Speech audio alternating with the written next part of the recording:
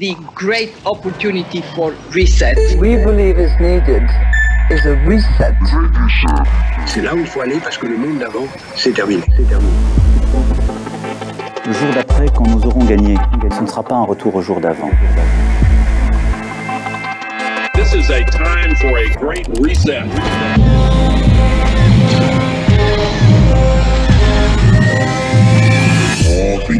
Ou le grand ménage.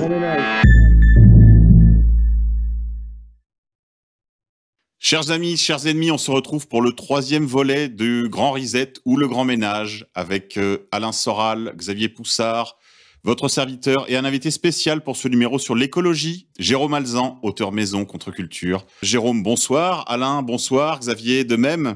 Merci d'avoir accepté notre invitation, Jérôme, pour parler ce soir de Grand Reset et écologie. En effet, on va le voir, mais l'écologie, c'est vraiment un chapitre important de cet agenda lancé par le Forum de Davos, mais qui d'une certaine façon se fait le porte-parole des élites mondialistes sur ce volet écologique de la mondialisation, démondialisation, on va y revenir, puisque comme me l'a dit Alain hors micro, il y a vraiment l'importance de cette idée qu'on va vers une sorte de décroissance. Est-ce que le mot est exagéré, Alain Soral ?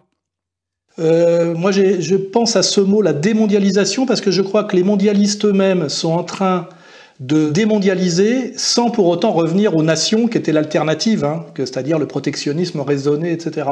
Et aujourd'hui, il y a des gens qui ne comprennent pas que les maîtres du capital peuvent jouer contre la croissance d'une certaine manière. Je rappelle à nos anciens de chez nous qui dit Macron ne peut pas vouloir détruire l'économie puisque c'est un gars du camp libéral. Or, en réalité, si on a une vision dialectique pareille du capital et du libéralisme, on voit bien que c'est toujours une alternance de périodes de croissance et de profit et puis de crises qui sont en général des crises de la surproduction d'ailleurs. Et en fait, si par exemple on remonte au Club de Rome, on voit bien que les maîtres du capital, qui eux ont une vision dialectique de l'économie, c'est très important de l'avoir, comprennent que le libéralisme est intrinsèquement une alternance de croissance et de crise, parce que la croissance produit des contradictions internes qui amènent à la crise. Et leur jeu à eux, c'est de se tenir des deux côtés de la chaîne et de rester les maîtres du jeu, aussi bien dans la période de croissance où on fait des profits, que dans la période, je dirais, de crise, qui est toujours une période de décroissance, où il faut casser. C'est de la surproduction, il faut casser.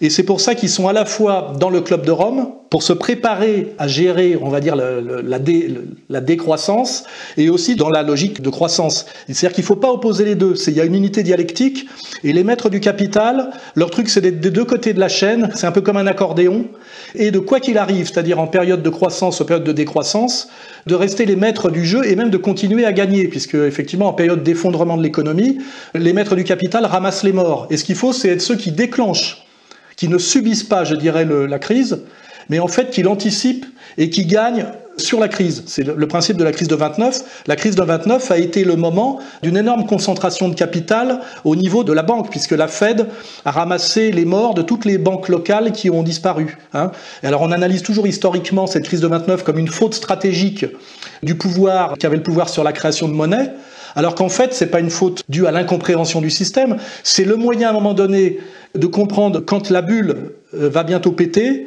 et que c'est le moment effectivement d'anticiper, de même de choisir le moment où elle va péter pour ramasser les morts. C'est le principe du ballon qu'on gonfle, il y a celui qui sait exactement le moment où il va falloir donner la dernière petite poussée d'air pour que le ballon pète. Et il faut être les maîtres du jeu dans les deux temps.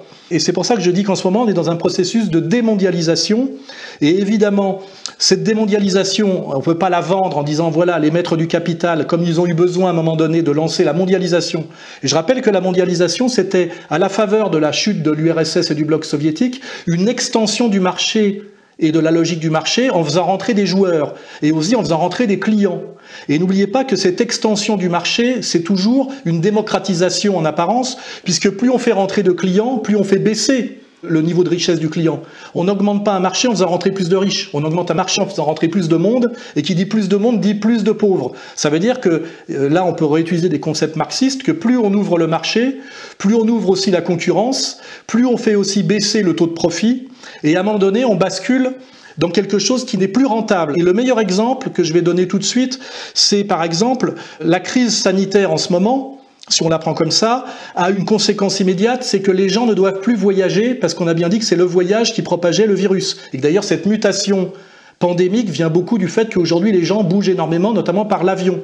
Et on voit bien que cette stratégie actuelle, justifiée par la lutte contre la pandémie, a pour conséquence de casser le transport aérien. Et en réalité, quand on regarde le transport aérien, avec sa mondialisation et le low cost, c'était devenu un secteur totalement déficitaire. Et surtout, le low cost pénalisait, on va dire, les compagnies aériennes traditionnelles, qui étaient des compagnies qui jouaient sur le prestige et la bourgeoisie supérieure. Et donc on voit bien là que cette logique de démondialisation est maîtrisée aussi par le capital pour sortir de cette période qui n'est plus rentable, où la massification des échanges, la démocratisation du client, qui n'est pas la démocratisation politique, ne rapporte plus d'argent mais en coûte. Et vous verrez que si on regarde chaque secteur, il y a cet indice-là. Et donc moi je crois que le concept important à maîtriser aujourd'hui, c'est le concept de démondialisation qui est maîtrisé par les mondialistes et qui est, dans une logique dialectique, la conséquence, on va dire, hegelienne du mondialisme. Et ça veut dire que les mondialistes en ce moment ont besoin de démondialiser pour rester les maîtres du jeu et surtout ne pas perdre d'argent d'une certaine manière. Et après, pour introduire le sujet plus directement, pour justifier cette décroissance, en réalité, cette contraction de l'économie mondiale qui ne va pas être problématique pour tout le monde. On va mettre de côté le terrorisme, parce que le terrorisme, c'est plutôt sur la surveillance et la baisse de nos libertés individuelles. Mais par contre, sinon, il y a deux, effectivement, vecteurs très efficaces. On en a parlé la dernière fois, évidemment, c'est le virus qui, en ce moment, tient la pole position, mais aussi le réchauffement climatique anthropique. C'est-à-dire que cette mondialisation qui a multiplié, qui a fait grandir l'économie, la production et donc soi-disant la production carbone, selon la théorie officielle, elle met en danger la planète et donc ses habitants, et qu'il faut donc, par souci écologique, dégonfler cette économie et donc démondialiser. Voilà. Je pense que là, j'ai introduit à peu près le sujet et la nécessité de cette vision dialectique et de comprendre que le libéralisme est une alternance de croissance et de crise et que les maîtres du capital sont maîtres et dans la croissance et dans la crise. Alors que le bon sens populaire pourrait croire qu'ils sont maîtres de la croissance et victimes de la crise. En réalité, nous sommes toujours, à la limite, bénéficiaires à la marge de la croissance, et encore, ça dépend où on est, ça dépend si on est ouvrier français, victime des délocalisations, mais surtout, le moment de crise est dur pour les petits, mais c'est des moments de concentration de capital pour les grands, et donc c'est-à-dire qu'ils gagnent encore sur la crise. Voilà. Je pense que là, j'ai introduit le sujet, et je pense qu'après, ce n'est plus tout à fait mon domaine de spécialité. Oui, donc pour rebondir sur ce que tu disais, donc il va falloir faire passer la pilule aux classes moyennes en gros. Donc puisqu'on nous parle de décroissance en permanence, donc comme tu l'as dit, c'est la thèse du réchauffement climatique qui est mise en avant. Donc la thèse du réchauffement climatique, c'est quoi? C'est que l'émission de CO2 fait augmenter la température de la Terre, et l'émission de CO2, c'est dû à la consommation d'énergie fossile, qui est elle-même due donc à l'amélioration de l'appareil productif. Donc il faut diminuer la production. Et donc c'est la thèse que défend par exemple un homme comme Jean-Marc Jancovici, qui est le spécialiste autoproclamé de l'énergie en France. On nous dit qu'il y a trop de CO2, il faut donc limiter la production de CO2, et donc ça passera par, non pas de la croissance verte, ce qui était encore expliqué il y a quelques années. On nous disait, on va faire de la croissance verte, je ne sais pas si vous vous rappelez les entreprises du CAC 40, on va faire de la croissance verte. Là, ce coup-ci, c'est même plus de la croissance verte, c'est de la décroissance verte, et c'est même totalement assumé. Alors, je me suis un petit peu intéressé au cas de Jean-Marc Jancovici. Son profil sur les réseaux sociaux a explosé durant la crise du Covid. Alors moi, je le connais depuis longtemps parce qu'il y a une quinzaine d'années ou une vingtaine d'années, ce qu'il faisait, c'était pas si mal. C'est-à-dire qu'en fait, il réfléchissait sur la question de l'énergie, mais de façon non idéologique, en tant qu'ingénieur de base. Donc, il faut savoir que Jean-Marc Jancovici, c'est un peu le monsieur énergie dans les médias que tout le monde reçoit. Quand on parle d'énergie ou de climat, on parle de ce mec-là, tout le temps. Il est tout le temps invité. Il fait un travail de labourage de terrain incroyable, quoi. Donc je vais quand même le présenter rapidement, ce bonhomme-là, parce que je le pense assez central aujourd'hui, en France du moins, parce que je pense qu'il y a un Jean-Marc Jancovici dans tous les pays du monde, quelque part. Donc lui, il est né en 62, c'est un polytechnicien, X81, donc c'est un ingénieur généraliste de base, qui a fait ensuite une spécialisation dans les télécoms. Et c'est un young leader depuis 2002. C'est le fils d'un brillant théoricien qui a été prof de physique à la fac d'Orsay, qu'on appelle l'université Paris-Saclay maintenant. D'ailleurs, c'est une petite anecdote que j'ai vue sur les forums de physiciens. Son père se moquait de son fils en disant que bon, il comprenait pas grand-chose à la physique, Mais au business et à l'argent, il s'y connaissait pas mal. Donc ensuite, il a commencé sa carrière en faisant des films d'entreprise. Alors j'ai cherché longtemps, et j'ai l'impression que c'est quelque chose d'un peu honteux chez lui. Vous ne retrouverez nulle part, c'est très difficile à trouver. Sur sa fiche Wikipédia, c'est pas écrit. Bon, c'est-à-dire qu'il il faisait des films d'entreprise, quoi. Puis ensuite, il a travaillé comme ingénieur télécom, et c'est ça qui est très intéressant, où il s'est spécialisé sur les conséquences du télétravail, et ce, dès 1990. Il avait déjà vu qu'il y avait des conséquences sociales sur le télétravail. Et là, la justification, c'est qu'il y a trop de déplacements en Ile-de-France, en France tout court, de toute façon, dans tous les pays occidentaux. Il faut donc généraliser le télétravail pour limiter les déplacements. Donc d'emblée, il était déjà un peu là-dedans. Il est ensuite rentré à l'ADEME, c'est une agence parapublique de maîtrise de l'énergie. Bon, c'est pas vraiment des scientifiques, c'est plutôt des gens qui font des rapports, qui brassent des docs, qui font de la réglementation. Donc c'est pas vraiment un scientifique. D'ailleurs, on le présente toujours comme un scientifique, mais faux, il a rien produit scientifiquement, il n'a jamais publié d'études là-dessus. C'est plus quelqu'un qui brasse des stats et des docs que quelqu'un qui est à l'origine d'un programme d'ingénierie clair et net, quoi. Il n'a pas développé le programme électronucléaire français. Il a ensuite fondé en 2007 un cabinet de conseil qui s'appelle le Carbon 4. Alors Carbon 4, ça fait référence à une des préconisations du GIEC qui est de réduire d'un facteur 4, c'est simple, les émissions de CO2 dans tous les pays du monde, voire d'un facteur 9 ou 10 dans les pays les plus avancés comme nous. Donc c'est son cabinet de conseil. Alors je vous invite à aller visiter sa page, la page de ce cabinet de conseil qui est basé dans le 9e arrondissement, où il y a tous les cabinets de conseil un peu comme ça. Ils sont 50 dans la boîte. Il y a 3 seniors. Alain Grandjean qui est un ex-ENSA, donc lui c'est un statisticien. C'est un polytechnicien qui a fait des stats. Il y a Jean-Marc Jancovici, lui qui est un ex-télécom. Et 3e, c'est Laurent Morel, qui vient de Centrale Paris, qui est spécialiste banque et financement. Donc il y a 3 seniors. Ensuite, il y a 50 personnes, tous des jeunes. Ils ont tous, vous regardez les têtes sur l'organigramme, ils ont tous moins de 25 ans, quoi. Entre 25 et 30 ans. 32 hommes et 21 jeunes femmes. Donc ça a tout à fait la structure d'un cabinet d'avocats. Vous avez 3 gros bonhommes qui encaissent le poignon et 50 petits gars qui sont des petits grouillots, hein, qui font du travail de sape.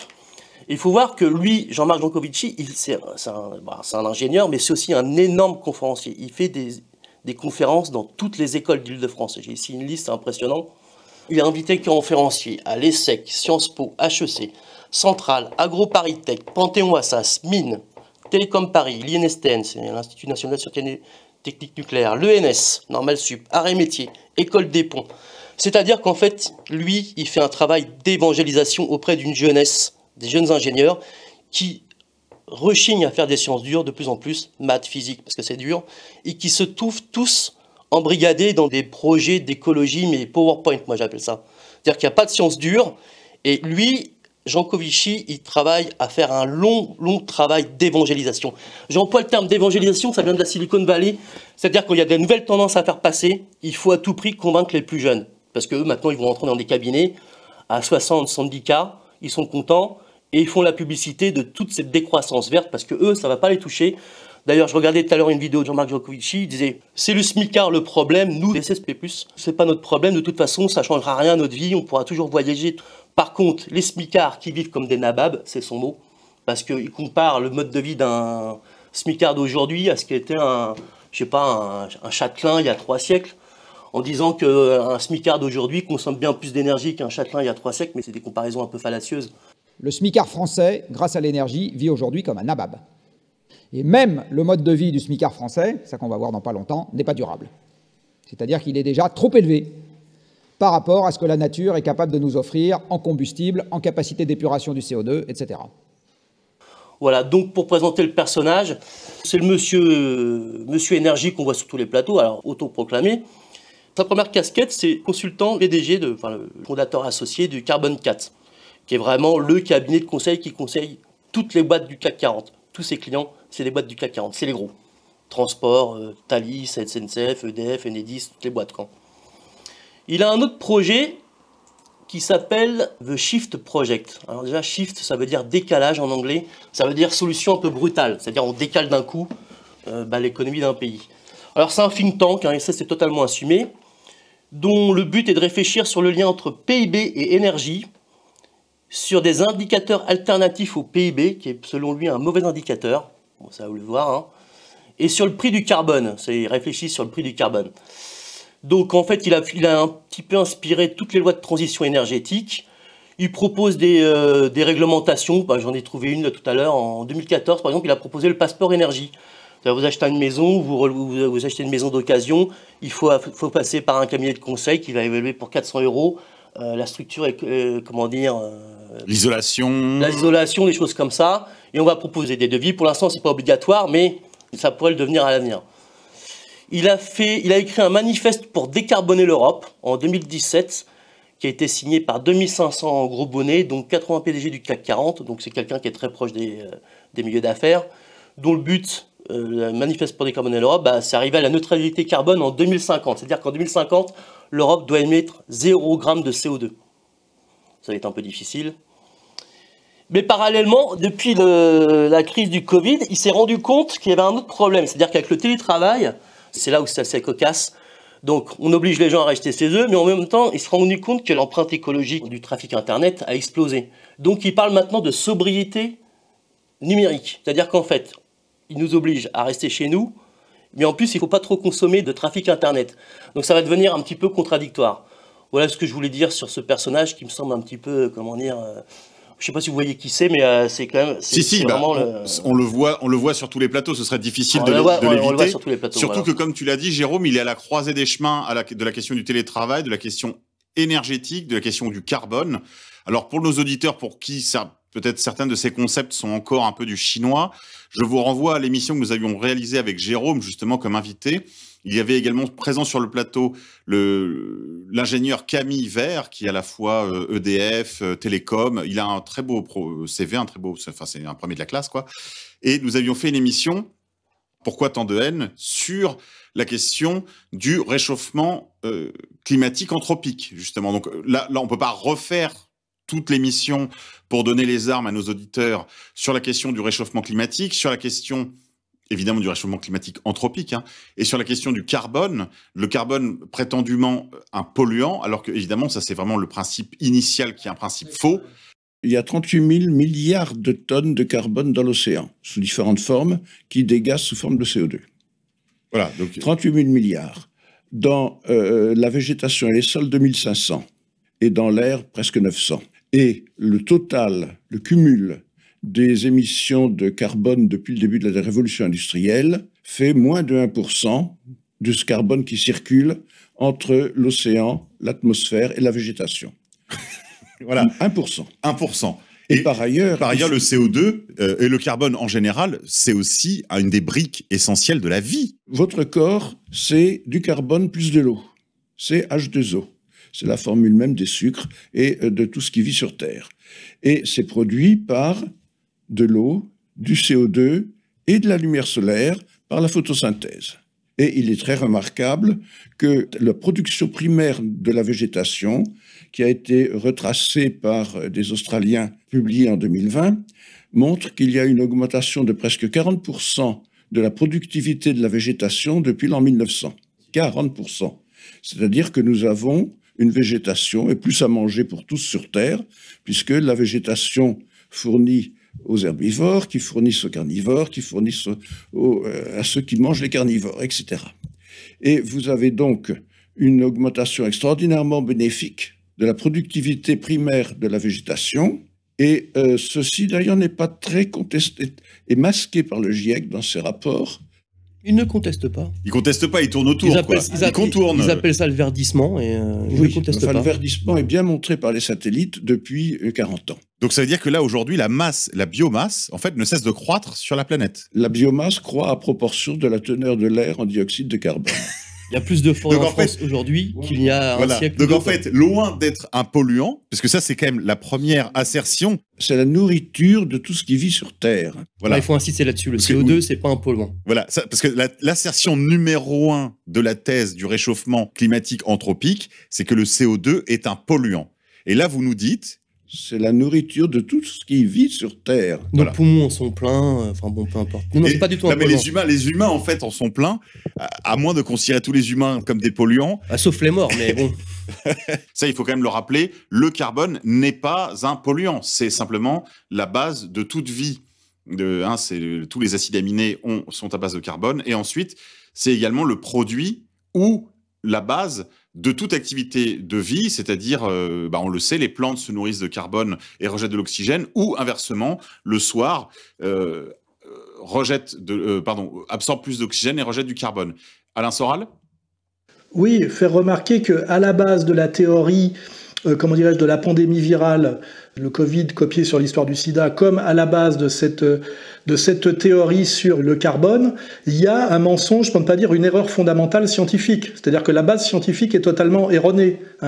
Sur le virus, c'est évident qu'on ne peut pas avoir une vision hygiéniste en pensant que le virus est un agresseur et qu'il faut s'en débarrasser en concevant le corps comme une salle de bain en carrelage qu'il faut passer à l'eau de Javel en permanence.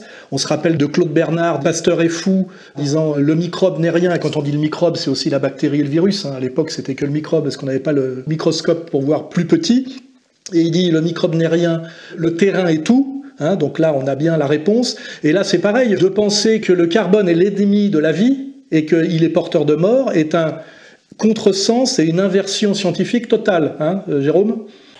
Bon, le CO2, c'est un gaz présent dans l'atmosphère de toute façon à l'état naturel. Nous-mêmes, il y a un truc c'est un chiffre qui est peu connu, que j'aime bien rappeler, c'est qu'en France, on émet environ 4 tonnes de CO2 par l'utilisation du fossile. En Allemagne, c'est 8, et aux États-Unis, c'est 12, au Qatar, c'est 30, peu importe. Mais il faut savoir qu'un être humain, uniquement par la respiration, produit une demi-tonne de CO2 lui-même chaque année. Prenez un individu dans la rue, il émet environ une demi-tonne de CO2. C'est-à-dire que ces chiffres-là, en fait, ils sont jamais mis en perspective. Ça ne veut rien dire de balourder des chiffres comme ça si on ne nous dit pas nous-mêmes combien on émet de CO2, à moins qu'on veuille nous réduire à rien. Mais ça, c'est un autre problème. Pour revenir à la thèse du réchauffement climatique d'origine anthropique, c'est quoi la thèse, brutalement? C'est qu'en gros, on utilise du fossile depuis environ le début de la révolution industrielle, avec donc on brûle du charbon, de l'essence, du pétrole et ainsi de suite. Tout ça, ça émet un gaz qui s'appelle le CO2 et qui participe à l'effet de serre, et donc qui augmenterait la température de la Terre. Or, il ne faut déjà pas rentrer dans le jeu de l'ennemi. Même cette thèse, elle est contestée même sur le point de vue scientifique, il n'y a pas de consensus. Il y a plein de mécanismes explicatifs, il y a les paramètres orbitaux de la Terre, ça c'est une chose, l'activité volcanique, les rayons gamma, vous prenez il y a des milliers de publications là-dessus. Il y a même des physiciens américains qui étaient à l'origine du programme de mesure de température de la Terre. Parce qu'on nous parle de température de la Terre déjà, mais comment ça a été fait, comment on l'a mesuré? Parce qu'en fait, il y a tout ce problème-là. Là, on mesure des températures depuis environ un siècle. Après, toutes les mesures du passé, c'est tout à fait indirect. Les mesures les plus récentes, à l'échelle globale, alors il faut voir que déjà, on mesure des températures en Europe depuis environ un siècle, mais c'est-à-dire que c'était en Allemagne, en Angleterre, en France, au tout début. Ça ne concernait pas toute la planète. Ensuite, il y a les températures du passé, on les obtient par reconstruction, donc c'est tout un bricolage, un bidouillage. Les températures globales, donc à l'échelle planétaire, ça date des années 70. C'est les Américains et les seuls Américains qui ont lancé des satellites d'observation, et on mesure le rayonnement et on en déduit une température indirecte. C'est une inversion, c'est pas la question. Et en plus, c'est une moyenne, on a Jérôme. très peu de données. Et les mêmes responsables américains, Roy Spencer et John Christie, ils ont dit, de toute façon, même nos mesures, on s'est rendu compte au fil du temps que le satellite, en fonction de son vieillissement, et sur les 40 dernières années, les températures, on est obligé de les recalibrer. Toutes les courbes de température qu'on nous montre sont le résultat d'un bricolage statistique. C'est pas une preuve tangible ultime, quoi. Donc voilà. Et donc on nous dit que le CO2, c'est la seule cause du réchauffement climatique. Déjà, il y a le problème de la mesure de la température. Déjà, c'est un premier problème. Et ensuite, il y a tous les autres paramètres. Et on nous dit que le réchauffement climatique, c'est quelques degrés et même pas. Quand on dit degrés Celsius, c'est par rapport à la température absolue. On explique en physique, c'est les températures en Kelvin qui comptent. Quand il fait 273 degrés Kelvin, ça fait 0 degrés Celsius. Donc une augmentation de quelques degrés, c'est quelques degrés Kelvin sur quelque chose qui vaut 300 Kelvin de départ. Donc c'est des variations infimes. Donc cette thèse du réchauffement climatique d'origine anthropique, elle est très fragile déjà d'emblée. Donc si on l'admet, bien sûr qu'il faut faire la décroissance verte. Mais si on la critique, c'est pas du tout le cas. Oui, alors un point qui me semble tout à fait important de rappeler, c'est ce que tu as sous-entendu dans ton propos, Jérôme, c'est qu'en effet, toute forme de vie, toute activité humaine, toute activité économique va conduire à de la production de CO2 partant de réchauffement, partant de destruction, je suppose que c'est ça la thèse, de l'environnement. On s'est aperçu par exemple qu'à reforestation, C'est vrai qu'il y a plus de CO2 aujourd'hui, ça c'est vrai. Ça, par contre, on peut pas le nier. Mais c'est la nourriture des plantes. Donc il y a un verdissement de la planète. Vous tapez, ça c'est pas du lubi.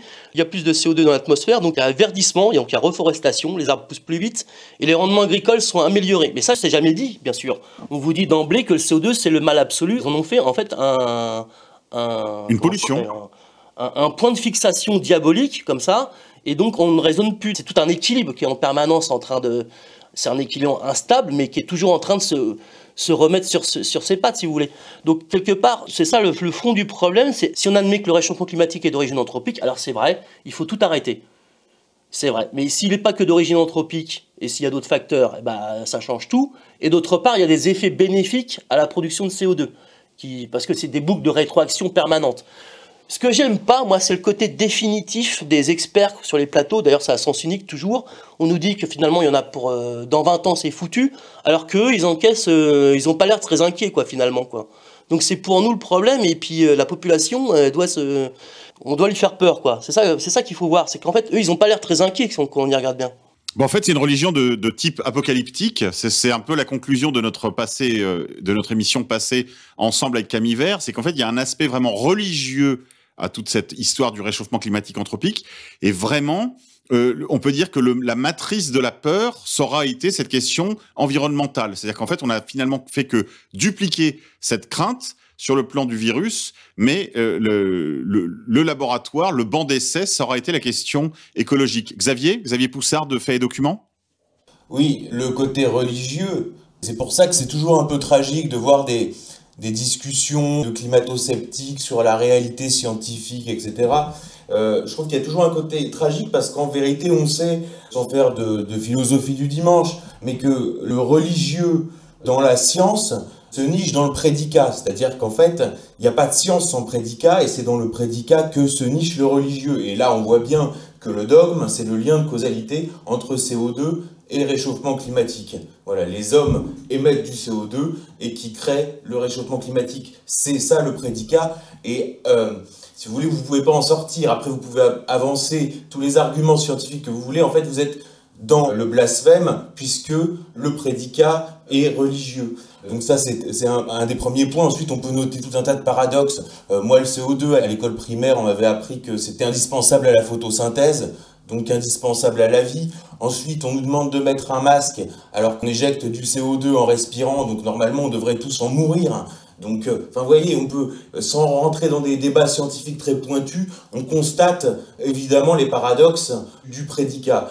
Ensuite, nous, quand on s'intéresse à cette question-là, à Faits et Documents, on va s'intéresser aux acteurs politiques de l'idéologie du changement climatique. D'ailleurs, qui s'appelait réchauffement, et puis maintenant qui s'appelle changement climatique. Donc déjà, dans l'esprit des gens, le réchauffement climatique, c'est cette courbe qu'on a tous vue, c'est-à-dire où...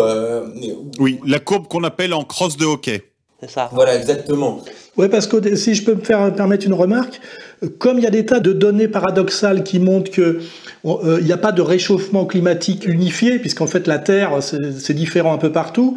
Maintenant, on est passé de réchauffement climatique, quand il y a des réponses qui disent il n'y a pas de réchauffement partout, il y a même de refroidissement à certains endroits, on dit oui, mais c'est un dérèglement climatique, ce qui impliquerait qu'il y ait un règlement climatique. Et là, on voit bien le côté technocratique qui prend le pas sur la réalité et sur la nature, c'est qu'on voudrait nous dire en gros qu'il y a un dérèglement. Or, toute l'histoire de la climatologie, comme l'histoire de la Terre, c'est des sinusoïdes, c'est des alternances de chaud et de froid. Enfin, on a appris tout ça, les aires glaciaires, les machins, etc.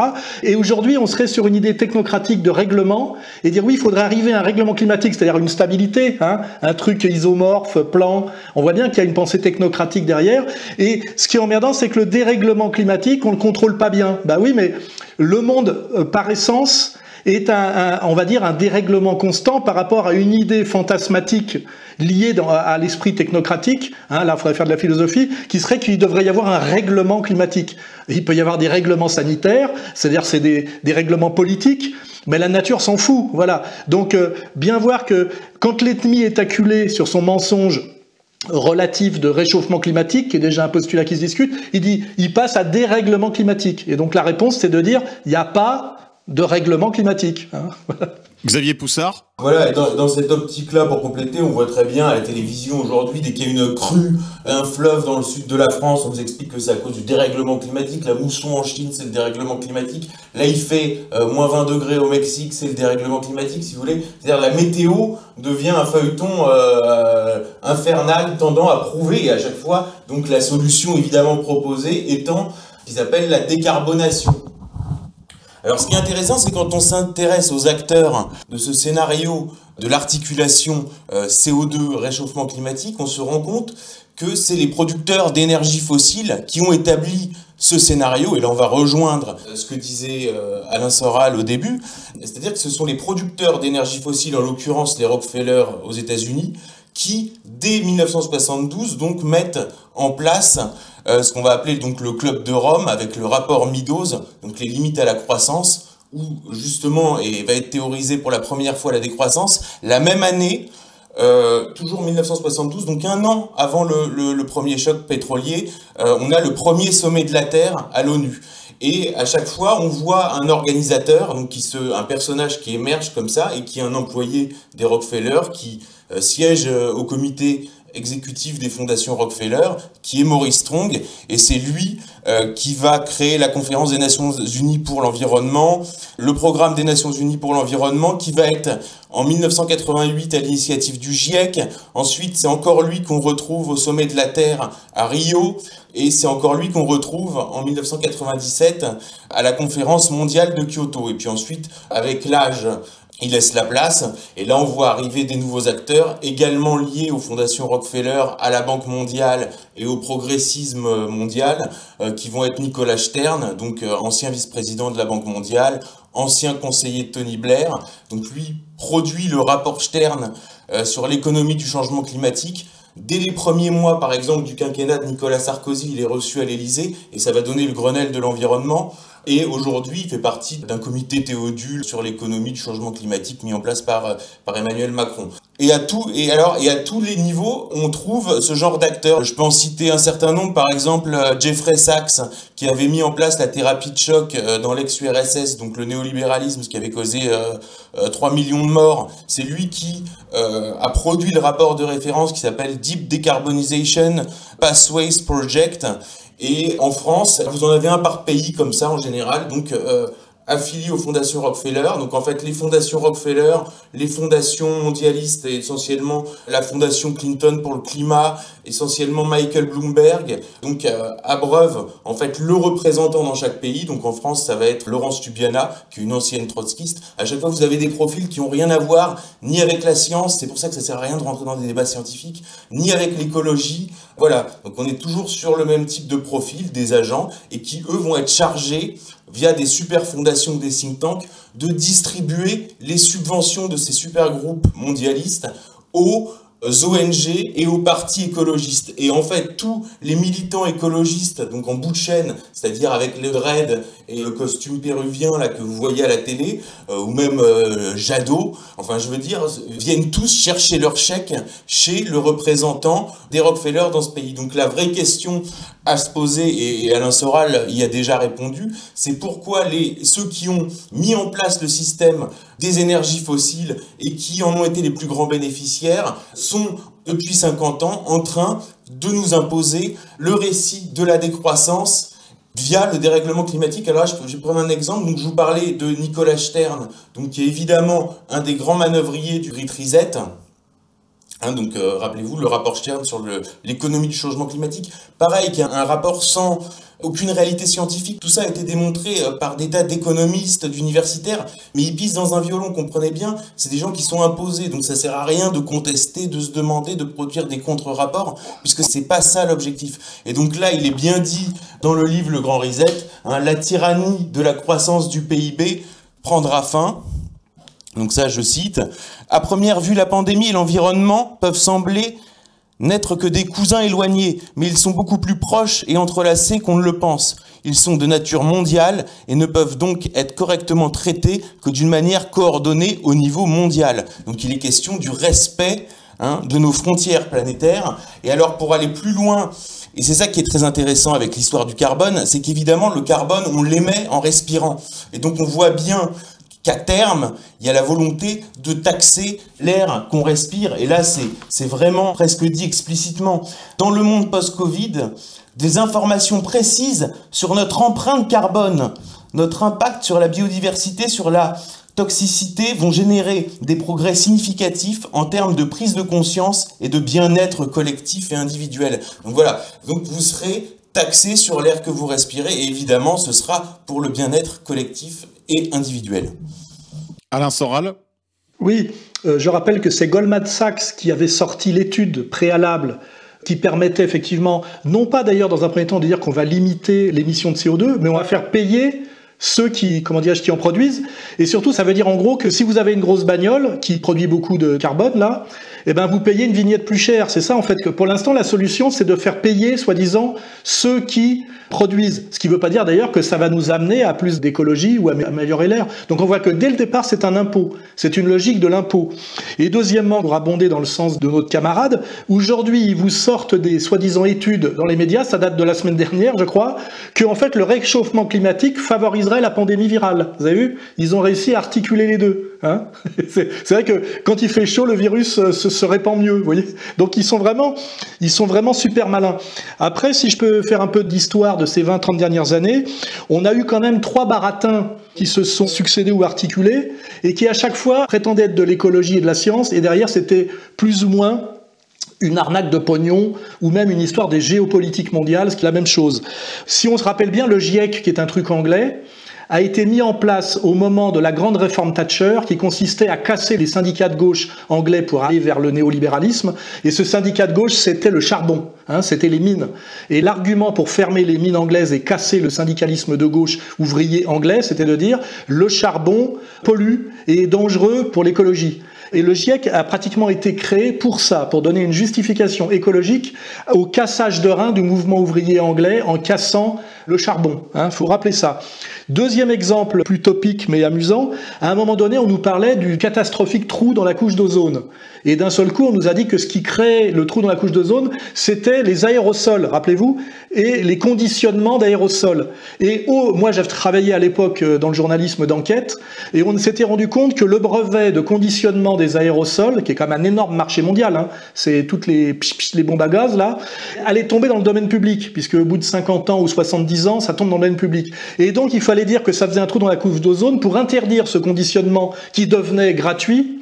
Et au même moment ont été déposés des nouveaux brevets avec d'autres conditionnements qui reviennent strictement au même, mais qui eux n'étaient pas censés faire des trous dans la couche d'ozone. Et donc en fait on a renouvelé le bail d'un prix à payer sur des brevets, vous voyez. Et chaque fois que vous cherchez, vous trouvez ce genre de montage et d'arnaque. C'est ça qui est quand même qui met la puce à l'oreille. Je ne sais pas si vous en avez d'autres à proposer, mais il y en a toute une ribambelle. La taxe carbone, l'écotaxe, on rentre dans le marché du droit à polluer. Donc là se met en place des fonds qui viennent de l'État à capter avec un marché du droit à polluer, des reventes, et puis ça donne en fin de cycle l'escroquerie à la taxe carbone. Là on n'est plus du tout dans l'écologie, c'est-à-dire que il y a le type, vous voyez, il y a le type avec les dreads qui veut sauver la planète, l'intermittent du spectacle, mais lui il palpe rien. Enfin les types de la taxe carbone, ils ont rien à voir avec, mais eux ils sont dans l'écologie réelle, quoi. Eux ils voient bien ce que c'est, quoi. Ils voient ce qu'ils peuvent en tirer, et on en parlait déjà dans le précédent épisode, c'est toujours le même système, c'est-à-dire que vous avez une vision globale et à chaque étape du processus, vous avez des initiés qui connaissent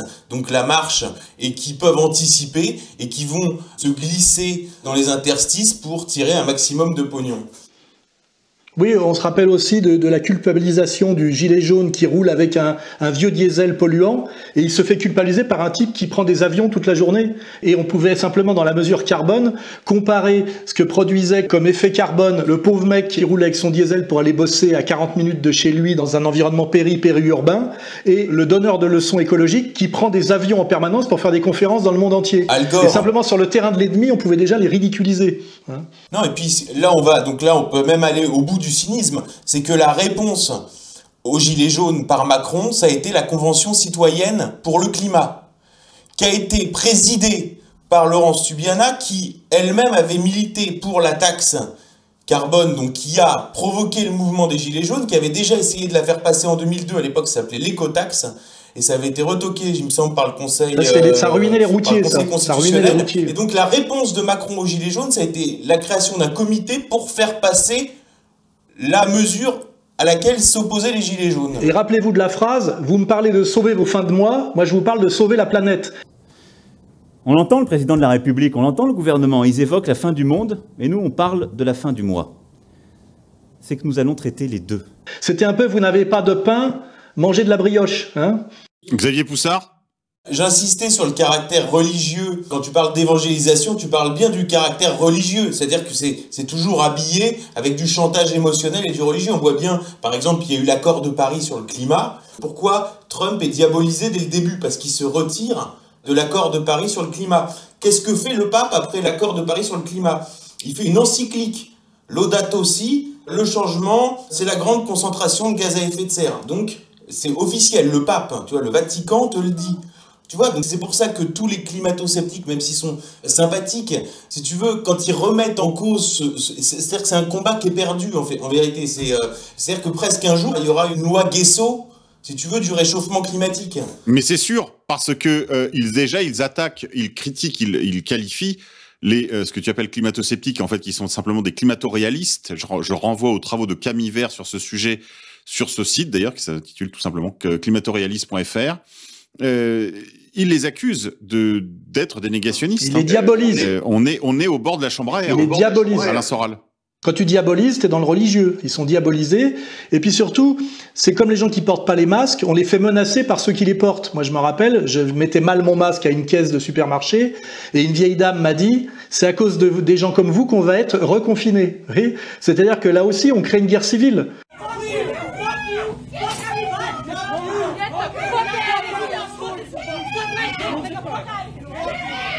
On crée une guerre civile des gens qui veulent réfléchir sur le côté un peu délirant et le piège qu'il y a derrière, parce que c'est nous faire payer, hein, à chaque fois on a compris, et ben on les fait menacer par les autres qui pensent qu'ils luttent pour le bien, par des gens qui en fait sont du côté du diable, parce qu'ils sont du côté de la pollution, et puis en plus avec cette idée que la pollution c'est un truc de riche d'une certaine manière, alors qu'en réalité les riches c'est ceux qui ont le droit de polluer, et ceux qui n'auront plus le droit de polluer, ça tombera uniquement sur la gueule des pauvres. De propriétaires de maisons Phoenix, de propriétaires de bagnoles. Et on avait bien d'ailleurs cette phrase de l'ignoble Romain Goupil qui montrait bien que les gilets jaunes roulaient avec des vieux diesels hyper polluants. Et eux sont au-dessus. Alors qu'on sait très bien que si on fait un impact carbone, c'est l'hyperclasse qui produit le plus. Hein. Bien sûr. Mais eux, ils ont une raison de le faire, c'est parce qu'ils gèrent la complexité du monde, et donc forcément il y a un coût. Alors que le plouc doit rester chez lui aujourd'hui. Et là, je voudrais quand même rajouter un truc important. Quand je parle de démondialisation, il faut remonter presque, je dirais, au congé payé à 1936 et à la politique de Blum, hein, qui d'ailleurs copiait la politique de l'Union soviétique, qui copiait la politique allemande, qui copiait la politique italienne de Mussolini, hein, c'est-à-dire le social comme marché. Et c'était ça l'idée. C'est qu'à un moment donné, les gens intelligents de la haute maçonnerie ont fait comprendre à un certain capital que donner des congés payés aux pauvres, c'était étendre le marché, le démocratiser, le marché du loisir. Et qu'à un moment donné, ce qui rapporte le plus de pognon, c'est pas le commerce du luxe, ça c'est l'époque des manufactures de Louis XIV, c'est le commerce de masse. Et là, on est arrivé au moment justement de bascule où le commerce de masse devient plus rentable et qu'il faut y mettre un terme. Et là, on est en train de sortir d'une longue épopée qui commence avec les congés payés de 36, qui consiste à mettre les pauvres en mouvement et à prendre le pognon qu'ils ont mis de côté dans le tourisme de masse qui est essentiellement du transport. Faut pas oublier, les congés payés, si vous regardez bien, c'est des gens qui prennent leur bagnole, c'est National 7, hein, c'est la chanson de Charles Trenet, puis après Autoroute 6, et puis après, avec la bascule des années 70, c'est le charter, c'est-à-dire l'avion. C'est de ce monde-là dont on est en train de sortir maintenant, et l'idée maintenant, ça rejoint ce que nous disait notre camarade tout à l'heure, c'est que les riches auront le droit de voyager, leurs lieux de villégiature leur seront à nouveau réservés, et ils n'auront plus à se coltiner des pauvres avec des gosses qui hurlent et des glacières et des espèces de nazes qui puent dans des aéroports qui par ailleurs sont magnifiques. Hein. C'est la très belle architecture internationale. Et il faut bien comprendre que la démondialisation, c'est pas la démondialisation pour tout le monde, c'est la démondialisation pour le peuple et destruction de la classe moyenne. On voit bien que dans le grand reset, il y a ces deux dimensions qu'il faut bien articuler. Dans l'intérêt du capital, on sort du jeu des gens qui sont plus rentables et qui sont parasitaires au sens physique du terme, qui sont les pauvres, et on met hors de combat une classe moyenne, ce qui est encore autre chose, qui a un potentiel révolutionnaire. Et on voit bien qu'il y a cette double punition qui est appliquée en ce moment, celle contre les gilets jaunes et celle contre les PME. Il faut comprendre que c'est une double stratégie appliquée effectivement par les maîtres du grand capital. Hein. Xavier Poussard, et ensuite Jérôme, je voudrais vous interroger sur la question de l'argent, parce que toute cette écologie mondialiste, c'est énormément de fonds à aller chercher. Mais d'abord, Xavier. Avant d'enchaîner sur l'argent, c'est pour compléter ce que disait Alain Soral, et ça me semble important sur la démondialisation, c'est bien, la phrase y est dans le Grand Reset, elle est écrite noir sur blanc, la tyrannie de la croissance du PIB prendra fin. C'est Davos qui l'écrit officiel. Davos est décroissant, et en même temps, il y a ce projet malthusien, et qu'il faut bien comprendre comme s'inscrivant dans le récit du réchauffement climatique. Tout à l'heure, je vous parlais des sommets de la Terre, qui avaient conduit à l'accord de Paris sur le climat en 2015. Je vous parlais des référents des fondations mondialistes dans chaque pays, des référents climat, donc Nicolas Stern pour la Grande-Bretagne, Laurence Tubiana pour la France, et dans un de ces sommets de la Terre, donc qui a été la conférence de Copenhague en 2009, le référent pour l'Allemagne, c'est-à-dire le conseiller changement climatique du gouvernement allemand historique, qui s'appelle Hans-Joachim Schellenhuber. Lui, en 2009, au sommet de Copenhague, explique « C'est un triomphe pour la science ». Toujours pour la science. La science, c'est la religion de la modernité, on va pas y revenir. C'est un triomphe pour la science, car au moins, nous sommes parvenus à stabiliser quelque chose, à savoir l'estimation de la capacité d'accueil de la planète, c'est-à-dire 1 milliard de personnes. Quel triomphe! D'un autre côté, voulons-nous en arriver là? Je pense que l'on peut faire bien mieux. Voilà. Et donc, là, on voit le but ultime malthusien du récit du réchauffement climatique, d'un récit qui est d'abord un récit mondialiste, qui sert à nourrir cette idée qu'à problème global, solution globale, avec, au fond, une dernière réflexion à ce propos sur le malthusianisme, c'est que je remarque que dans le débat public, par exemple, quand Jean-Marie Le Pen fait remarquer depuis des années qu'il y a un problème énorme, c'est vrai, de surpopulation mondiale, de croissance de la population mondiale, qui, il le dit bien, qui est passée de 1 milliard à 7 milliards, et puis demain on nous annonce 9 milliards, etc. Il vient de se produire dans les 50 dernières années, est en cours l'un des phénomènes les plus extraordinaires de l'histoire de l'humanité. C'est la révolution démographique qui a porté la population mondiale en 50 ans de 2 à près de 8 milliards d'habitants. Lui, quand il le dit, c'est vraiment que c'est un propos, il n'est pas humaniste. Vous voyez, mais il faut bien comprendre qu'en face, ils ont fait le même constat et eux, ils s'attellent à régler le problème. Vous voyez, et pas de façon franchement humaniste. Voilà. Non, c'est certain, il y a évidemment tout un volet malthusien, je dirais même génocidaire, dans tout cet agenda mondialiste. Jérôme, tout à l'heure, se posait la question, est-ce que finalement, au bout du raisonnement, il y a cette question de la consommation de carbone, qui est réputé être un polluant pour les pseudo-écologistes, et donc pour les mondialistes, les pseudo-écologistes mondialistes. Mais la question, en fait, il faut la poser très sérieusement. N'ont-ils pas pour projet de réduire drastiquement la population mondiale pour régler le problème, justement, Alain Soral? Là, il faut comprendre aussi que les gauchistes, et même d'une certaine manière les marxistes dogmatiques, ont un coup de retard. Parce qu'aujourd'hui, le capital n'a plus pour but d'exploiter le travailleur, il en a pratiquement beaucoup moins besoin. Donc en fait, c'est de s'en débarrasser. C'est-à-dire que c'est plus l'exploitation du prolétariat. On n'est plus dans la grande épopée de l'exploitation du prolétariat qui a duré jusqu'à Mitterrand. C'est-à-dire avant, on exploitait le prolétariat, à un moment donné, on le délocalise. C'est-à-dire qu'on en fait un SDF. Et aujourd'hui, le prolétariat est un encombrant à qui en plus on a donné les droits de l'homme, comme idéologie et comme rêve, et dont le capital et l'appareil de production n'a plus besoin. Donc dès lors qu'on est dans une rationalité assez cruelle, qui est la rationalité du grand capital, et qu'on voit que l'immense majorité des producteurs, qui en plus ne savent plus produire grand-chose, puisqu'on est dans un monde effectivement d'hyperspécialisation, beaucoup notamment de jeunes ne savent rien foutre. C'est à un moment donné, le grand capital n'a pas vraiment de raison de nourrir à rien foutre des populations qui lui sont profondément en plus hostiles, faut pas oublier. C'est là où le gauchisme a un coup de retard. Les gens qui pensent encore que le capital veut les exploiter, le capital ne veut plus les exploiter. Il veut s'en débarrasser, ce qui est quand même un niveau encore plus grave. Parce que du coup, il a même plus de moyens de lutte, le prolo. Il peut plus faire la grève, il peut plus menacer de ne plus produire. On lui dit, on n'a pas besoin de toi, tu vois. Et on n'a pas besoin de toi, mais quand même, il faut que tu bouffes tous les jours. Normalement, on nourrit le prolo pour qu'il reproduise sa force de travail. Mais quand on n'a plus besoin de sa force de travail.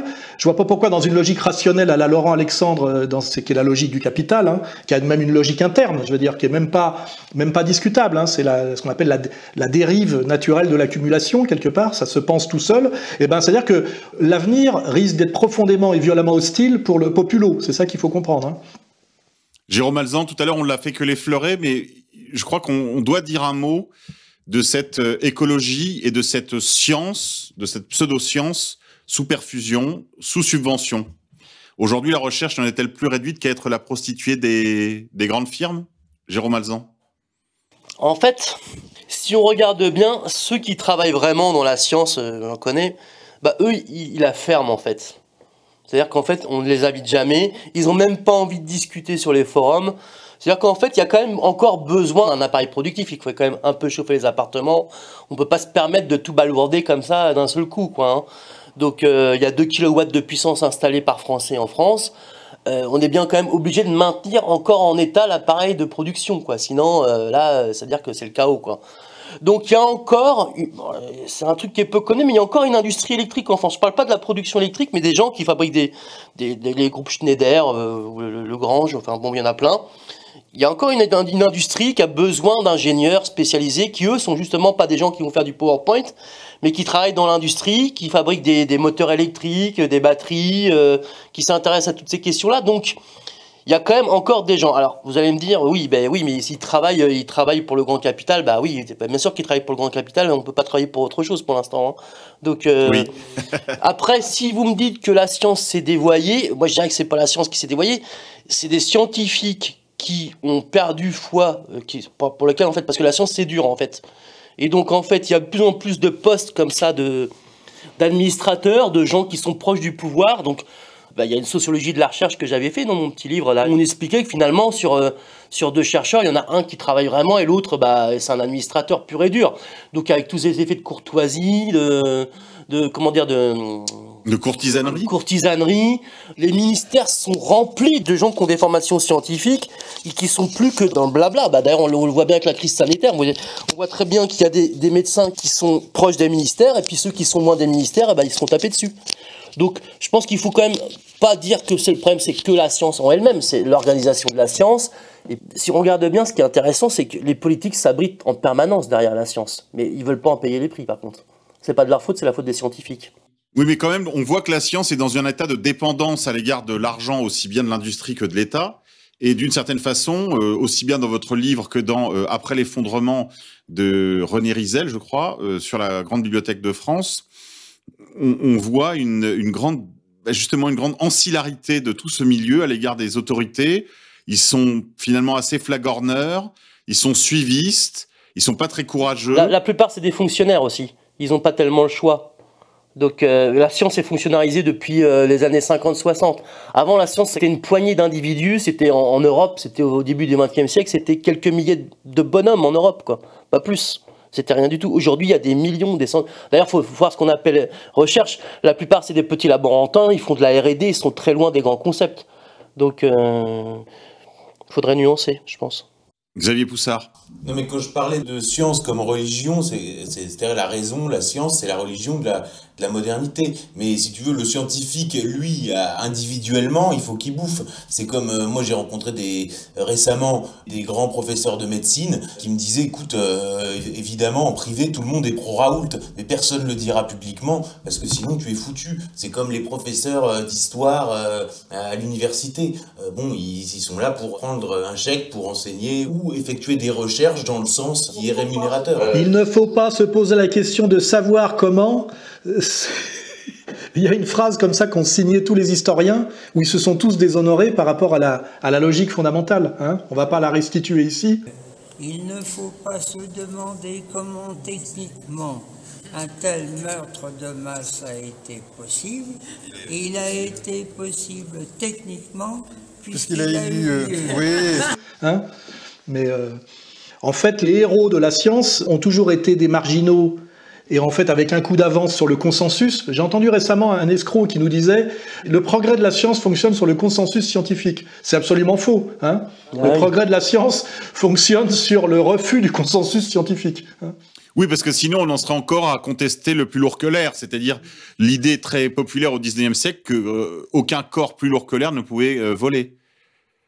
Qu'on soit dans le virus ou qu'on soit dans le réchauffement climatique, on est sur deux idéologies du consensus majoritaire, ce qui sent mauvais. Hein. Mais consensus scientifique, parce que c'est évidemment le scientifique et le clair de la modernité, c'est tout. Le socialisme a été scientifique, quand il y avait le libéralisme dans les années 80 et qu'il y avait la bourse de Tokyo le matin, tout ça était mathématique, tout ça était scientifique, la loi du marché était scientifique, et il faut que ce soit scientifique. Donc c'est pour ça que oui, c'est un truc scientifique, on voit bien dans les conversations, c'est un argument d'autorité, oui, mais c'est scientifique. Donc voilà, c'est juste ce mot-là, c'est une religion qu'il faut remettre à sa place et de comprendre qu'elle se niche dans le prédicat de la science et en l'occurrence du lien de causalité entre CO2 et réchauffement climatique, exactement comme on peut trouver un autre prédicat sur le Covid, c'est-à-dire la dangerosité du Covid, etc.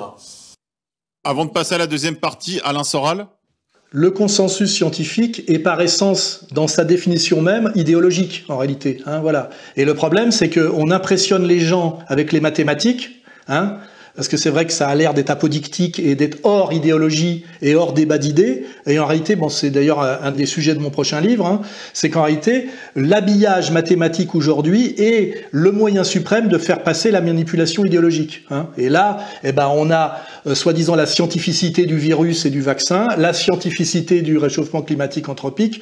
Ce qui est hors du sujet, c'est la scientificité du terrorisme islamique. Là, ça échappe un peu. Mais on peut toujours se servir de ça quand à un moment donné, la science se révèle impuissante. On pourra toujours dire il fait trop chaud dans le désert parce qu'il y a réchauffement climatique, ça leur monte à la tête. Ils feront le lien. Il y a les migrants climatiques. Alors justement, Alain, une seconde, je vais lancer la deuxième partie justement. Il y a d'autres chapitres à ce grand volet écologique ou pseudo-écologique du Grand Reset, de l'agenda mondialiste. D'autres chapitres comme par exemple la réduction de la consommation de régime carné. On a vu récemment la validation par les autorités européennes de la vente de larves aussi bien que d'insectes sur le territoire européen. On sait très officiellement dans les vidéos du Forum économique de Davos que les insectes seront au menu demain. Il y a également la question de ce dont on vient de parler, la question du réchauffement climatique qui produira des réfugiés climatiques. Et il y a également un immense mouvement en vue de la baisse de la natalité volontaire, en particulier dans le monde occidental. On voit même des couvertures de magazines où l'on voit des femmes avec des ventres barrés sur leurs robes. Par exemple, elles se font coudre des croix pour signifier leur vœu de ne pas avoir d'enfants. C'est tout un mouvement international désormais dans tout le monde développé. Il y a également la question, on pourrait parler peut-être plus longuement de cela, puisque on a déjà commencé largement à élucider la question du décroissantisme des élites, mais il y a aussi quand même une sorte d'aspiration à une décroissance grassroots venue des populations. Peut-être de tout cela, les aspects les plus inquiétants sont encore celui de l'agenda des réfugiés climatiques, puisqu'on l'en voit là, cette fois, deux agendas se rejoindre et comme fusionner, Alain Soral, la question pseudo-environnementale d'une part, et la question migratoire, pour tout dire, le plan Kellergy de l'autre. Oui, là c'est le coup de génie aussi de nos maîtres, c'est que ils ont vu par exemple que ce qui était intéressant dans l'Afrique, c'était les matières premières, ce qu'il y avait dans le sol, mais que l'Africain était dur à gérer. La colonisation, ça marche pas bien, et la décolonisation, ça coûte aussi très cher finalement, et qu'en fait le rêve, c'est on vide l'Afrique de ses Africains pour pouvoir gérer les matières premières sans qu'ils nous emmerdent avec leurs revendications politiques et tribales, et en même temps on fait taire, on calme et on punit les blancs d'Europe en les métissant de force et en produisant des luttes horizontales entre identitaires et migrants. Hein. Et puis effectivement, on balance une grande culpabilité morale en sachant qu'on s'appuie sur le catholicisme zombie chez nous, en disant ces pauvres migrants, faut les accueillir puisqu'ils meurent de faim dans leur zone géographique historique à cause du réchauffement climatique et de la désertification. Donc on voit bien que les mecs qui ont pensé le Grand Reset, ils sont quand même très très très malins, très intelligents, parce qu'on voit qu'ils arrivent à articuler un truc global où ils arrivent à nous faire passer 4 ou 5 pilules en même temps. Hein. C'est vraiment, c'est comme le vaccin où il y a 11 vaccins dedans, quoi. C'est que ça a des tas de dimensions, hein, par rapport au prolo, par rapport à la classe moyenne, par rapport au profit, par rapport au métissage forcé, etc. Hein. C'est gagnant sur plein de plans. Hein. On parlait la dernière fois de la rupture de la chaîne d'approvisionnement alimentaire, qui est, je pense, vraiment un des concepts clés du Great Reset, encore plus que le vaccin et le virus, et articulé aux réfugiés climatiques ou aux réfugiés alimentaires qu'on va voir. Et il faudra bien voir qui aura droit au statut de réfugié climatique et qui aura droit au statut de réfugié alimentaire. Et là, parce que j'y ai repensé l'autre jour, c'était une blague de Jamel Debbouze, tu vois, il y a 20 ans, qui disait un truc qui m'avait, à l'époque, m'avait marqué, mais il disait dans les films de science-fiction, c'est marrant, il y a des super blonds aux yeux bleus, il y a des super blacks, mais il n'y a jamais d'arabes dans les films de science-fiction, et on n'existe pas. Et là, je me suis dit, en fait, ça se trouve, les Nigériens, qui eux dépendent de l'aide alimentaire, puisqu'ils produisent pas, on ne produit pas de nourriture en Afrique, il n'y aurait que ça à faire, mais ils n'ont pas décidé d'en produire. Bon, passons. Donc on verra, au moment de la rupture des chaînes d'approvisionnement alimentaire, si par exemple, les 40 millions d'Algériens qui sont dépendants de l'aide alimentaire, ou les 100 millions d'Égyptiens agglutinés sur le Nil. Est-ce qu'on va les faire venir avec leur islam qui est très peu soluble dans la laïcité, ou est-ce qu'on va plutôt prioriser sur les gars du Ghana, du Nigeria, enfin, des questions qu'il faudra suivre, par exemple. Je pense qu'il y en aura qui auront moins droit au statut de réfugiés climatiques ou alimentaires que d'autres. Et peut-être que Jamel Debbouze aura eu une prophétie, et lui, il se sera métissé en passant entre les gouttes avant que le couperet tombe. Jérôme Alzan ? Qui dit réfugié climatique dit catastrophe climatique. Alors c'est marrant parce qu'aujourd'hui, quand je travaillais sur le fameux Jean-Marc Jancovici, je tourne au rond, mais il est tellement central. Voilà ce que je lis sur son site aujourd'hui. Donc c'est l'association Carbone 4 qui préside, qui finance, qui conseille tout le CAC 40. Ça date de 14 janvier 2021. Bonne nouvelle, l'objectif de réduction annuelle des émissions de CO2 de 7,6% afin de rester sur la trajectoire promise par le GIEC a quasiment été atteinte en 2020, notamment grâce aux mesures liées à l'épidémie de Covid. C'est pas fini. L'année 2020 décroche cependant de tristes palmarès avec un nombre impressionnant de catastrophes naturelles. Cyclones, typhons, inondations, glissements, incendies, sécheresses. Suit un graphique avec le nombre de morts. Alors c'est quelques centaines de morts à chaque fois. Je vais juste rappeler quelques chiffres pour la France concernant les catastrophes climatiques. Épisode caniculaire de 1636, c'est sous Richelieu ça, 500 000 morts. Canicule de 1718-1719, 700 000 morts. Hiver 1709, 600 000 morts. Ouragan le plus destructeur de tous les temps, c'était sur les Caraïbes en 1780, même 20 000 morts. Donc en fait, il y avait des centaines de milliers de morts en France à cause des épisodes un peu extrêmes de froid et de chaud. 600 000 morts, 700 000 morts, 800 000 morts. Alors, en France, on a perdu en un siècle 3 millions de gens uniquement par des catastrophes climatiques. Et à l'époque, il y avait 30 millions de sujets. Il faut quand même un peu rappeler tout ça. Donc les petites catastrophes qu'il y a eu là, cette année, elles sont rien à côté de ce qui s'est passé rien qu'en France au XVIIIe siècle. Il faut quand même le rappeler. Oui, sous Louis XIV, on était 20 millions de Français. Hein. Oui, mais là, il faut comprendre l'idéologie dominante. C'est que, bon, d'abord, aujourd'hui, on a des images et on a le journal de 13 heures. Donc avant, on les voyait pas, ces trucs-là. Les gens qui étaient à quelques dizaines de kilomètres d'un lieu où il y avait une catastrophe, ils en entendaient à peine parler. Et ce qu'on ne voit pas n'existe pas. Et puis aussi, il y a cette idée du règlement. C'est-à-dire que le monde est tellement technocratique aujourd'hui que pratiquement quand on vous dit qu'il y a eu, par exemple, 20 000 morts de la grippe, ce qui est le cas tous les ans, on a l'impression que c'est 20 000 morts de trop parce qu'on ne devrait plus mourir. C'est-à-dire que la mort est une faute par rapport à une gestion technocratique qui devrait être qui devrait produire, je dirais, non pas une topographie, mais un espace isomorphe qui est exactement l'espace mathématique, vous voyez. Et en fait, l'idéologie dominante qui est mathématisée à mort, c'est ce qu'on appelle la technocratie, c'est qu'en fait, dès lors qu'il pleut trop ou qu'il fait un peu trop chaud, c'est qu'il y a un défaut de gestion, hein, c'est qu'il y a une faute humaine quelque part. C'est-à-dire qu'on n'admet plus que la réalité première du monde naturel est plutôt chaotique et plutôt faite de contrastes. Vous voyez, à la limite, dans cette vision technocratique absolue, la nuit serait presque un défaut de gestion parce que il n'y a pas de lumière pendant des heures et on peut rien faire. Vous voyez, et ça, je crois qu'on est là aussi dans une espèce de religion scientiste technicienne qui nous pénètre de façon idéologique sans qu'on s'en rende compte. C'est qu'il faut presque faire un effort sur soi-même aujourd'hui pour se dire, il meurt 650 000 personnes en France chaque année et c'est normal. Vous voyez, et rappelez-vous que ça a commencé par punir l'automobiliste. À un moment donné, il y a eu une campagne en disant il est scandaleux qu'il y ait 15 000 morts par an à cause des accidents d'automobile. Aujourd'hui, on est descendu, je crois, en dessous de 6 000, alors qu'il y a 2 fois plus de bagnoles qu'en 74. Mais on nous dit que c'est encore 6 000 de trop. C'est-à-dire que l'objectif, quand même, à chaque fois, c'est 0 mort. Et cet objectif de 0 mort que les gens prennent pour un souci qu'a l'État par rapport à nous est en fait un prétexte de punition, de réglementation et de police permanente. En fait, j'expliquais ça il y a des années, les gens se foutaient de ma gueule, je dis que quand on dit que la Syrie est une dictature, c'est beaucoup moins dictatorial au niveau du code de la route et de la police de la route qu'en France. Vous voyez, en France, on vous traite de criminel si vous passez au feu orange à 4 heures du matin dans un carrefour où il n'y a pas eu de bagnole depuis 20 minutes. Si vous faites choper, vous êtes un criminel. Et je vous garantis qu'en Suisse, c'est bien pire. Hein. C'est incroyable. Hein. Voilà. Et ça, c'est toute cette idéologie qu'il faut comprendre, qui est l'idéologie technocratique. C'est que la mathématisation du monde et la comptabilité, qui est la même chose, demande en réalité de la stabilité. On n'aime pas le désordre. Hein. Et ça, les gens l'ont presque intégré comme une donnée, je dirais, positive.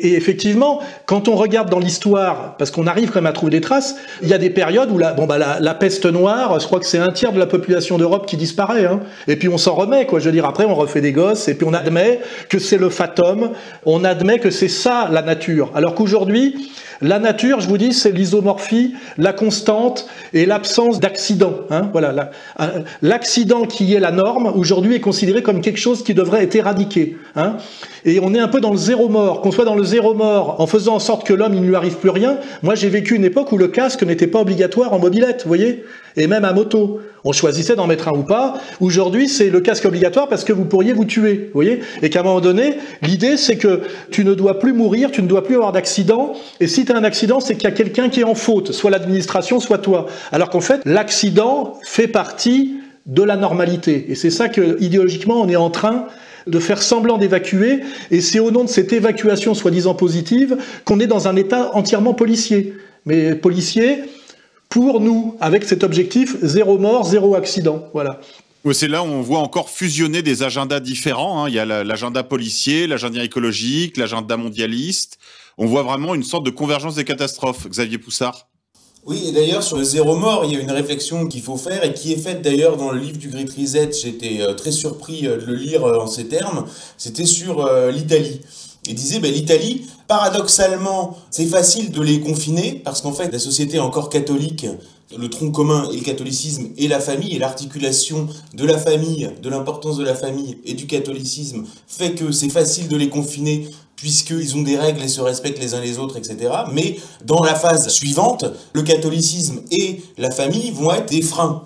Dans la phase suivante du Great Reset. Et là, on voit très bien sur la prise de risque où ça a déconfiné et où les gens se sont réveillés à Naples. Et Naples, c'est une ville très très intéressante par rapport à ce que j'appelle ce qu'on appelle le principe de précaution.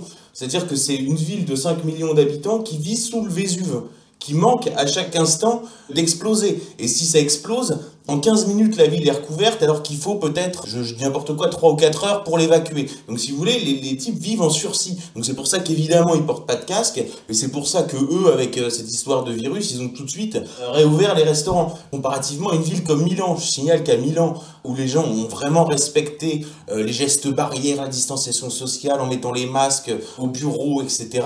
À Milan, on vient d'interdire la cigarette dans la rue pour lutter contre le réchauffement climatique. Bon, alors après, vous êtes... c'est pas vrai, ça. Voilà. C'est une blague. Alors après, vous êtes en Italie, donc il n'y a pas de flic pour appliquer la règle, donc bon, elle peut exister, puis en fait, c'est très souple, mais bon, ça dit bien les différences de mentalité, et je trouve que l'exemple napolitain est vraiment significatif, c'est-à-dire que pour qu'il y ait vie, quelque part, il faut qu'il y ait la possibilité de la mort. Et on voit bien aujourd'hui, les gens n'ont pas d'enfants. Pourquoi ils n'ont pas d'enfants en Occident? Parce qu'ils ont peur de la mort. Ils ont peur. Ah, il y a le virus, il y a le réchauffement climatique, le chômage. Alors, et puis on veut pas renoncer à notre vie d'avant. Alors on regarde des séries Netflix. Et puis à 35 ans, 40 ans, 50 ans, puis ils ont toujours pas d'enfants, puis ça vient jamais. Alors que bon, on voit bien des populations bien plus déshéritées qui ont des ribambelles de gosses sans se poser ce genre de questions. Et ça me paraît être un élément assez central de ce qu'on vit en Occident actuellement. Alain Soral. Où est-ce qu'on peut, en France, ne pas porter de masque sans se faire emmerder? En banlieue. Les banlieusards qui vivent à l'ancienne, je dirais, dans des situations beaucoup plus conflictuelles et avec un rapport au risque, d'ailleurs ce soit la mobilette sans casque, voire la mobilette volée, je vous garantis que si vous voulez pas porter de masque, vous vous installez dans une bonne banlieue chaude et là aucun flic vient vous emmerder et personne ne porte de masque et tous les gosses sont en train de jouer au foot en bas de l'immeuble. Hein. À l'inverse, l'idéologie bobo, l'idéologie zéro risque, zéro mort, qui est en fait beaucoup plus mortifère d'une certaine manière, même si elle est moins dangereuse d'un point de vue des statistiques policières, finalement, tu risques de te faire beaucoup plus chier au milieu des bobos dans des quartiers de luxe où tout est réglementé à mort et tout le monde est le flic de tout le monde. Finalement, à un moment donné, tu te sentiras peut-être mieux en banlieue au niveau des IVA et des racailles, mais au moins, si tu veux, tu te sentiras un être vivant avec ce que ça comporte comme risque permanent. Mais voilà, c'est presque deux choix de vie aujourd'hui qui sont totalement, je dirais, désarticulés. Hein. Il y a vraiment aussi deux sociétés aujourd'hui. Hein. C'est quand même un signe aussi de quelque chose qui sent mauvais d'un point de vue de la paix civile et de la paix sociale. Hein. C'est deux mondes qui ne communient plus du tout et qui n'ont plus du tout les mêmes valeurs. Hein. Le bobo zéro risque d'un côté et le racaille de l'autre. Hein. On voit bien que les élites ont fait sécession, c'est-à-dire tout le sens de ce grand reset, c'est la sécession des élites dont parle depuis des décennies maintenant quelqu'un comme Christopher Lasch, plutôt bien introduit dans le monde francophone d'ailleurs par Jean-Claude Michéa. Est-ce qu'on peut dire un mot quand même, Alain Soral, de ce mouvement, de cette campagne internationale de dissuasion, de génération, de renouvellement des générations du monde occidental?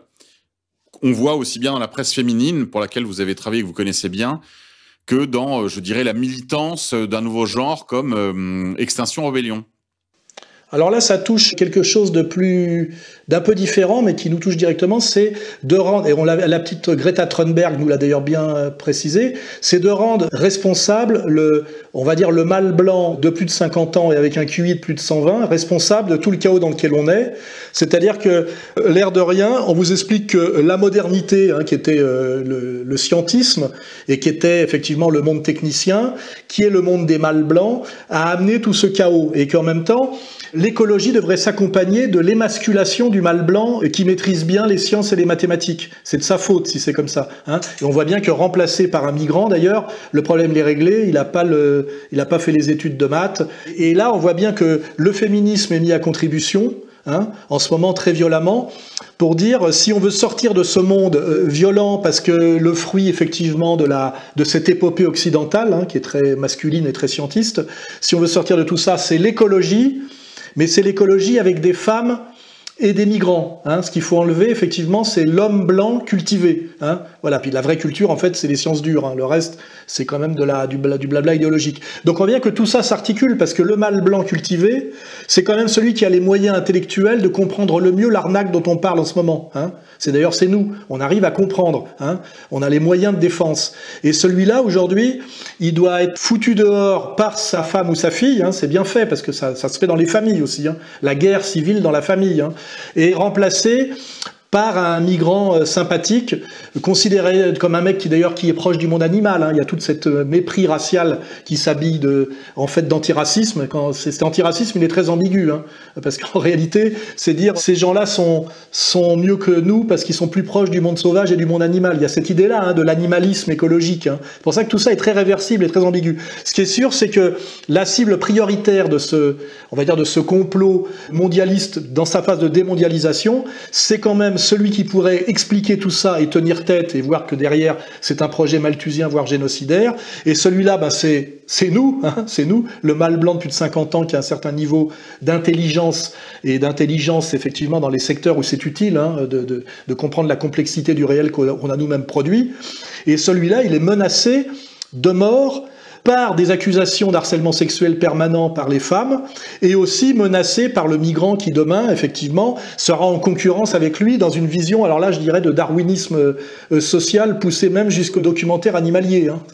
Ça sera un peu comme les documentaires animaliers nous ont d'ailleurs préparé à ça, hein, je dirais. Hein. Parce que vous avez vu qu'ils donnent des noms aux animaux maintenant. Hein. Alors un dernier aspect avant de nous séparer, messieurs, c'est, je dirais, un peu de prospective. Est-ce que la dernière étape de cet agenda pseudo-écologique, mondialiste, ce n'est pas la fusion, une fois de plus, de deux agendas, de l'agenda de l'état d'urgence, hier sécuritaire, aujourd'hui sanitaire, et reprenant un slogan, j'en parlais tout à l'heure, de Extinction Rebellion, demain, état d'urgence planétaire, état d'urgence écologique, fusion de tous ces états d'urgence, Xavier Poussard? Alors, c'est très intéressant ce que tu dis, et ça me fait penser à un article du Monde qui est sorti là dans les développements de l'affaire Duhamel, et qui grosso modo reprochait en fait au siècle, si tu veux, d'être trop à droite. Très intéressant comme article, c'est-à-dire, pour relier à notre sujet, il y avait cette phrase qui disait tout. Quand on prononce le nom de Greta Thunberg au Club Le Siècle, on entend des ricanements.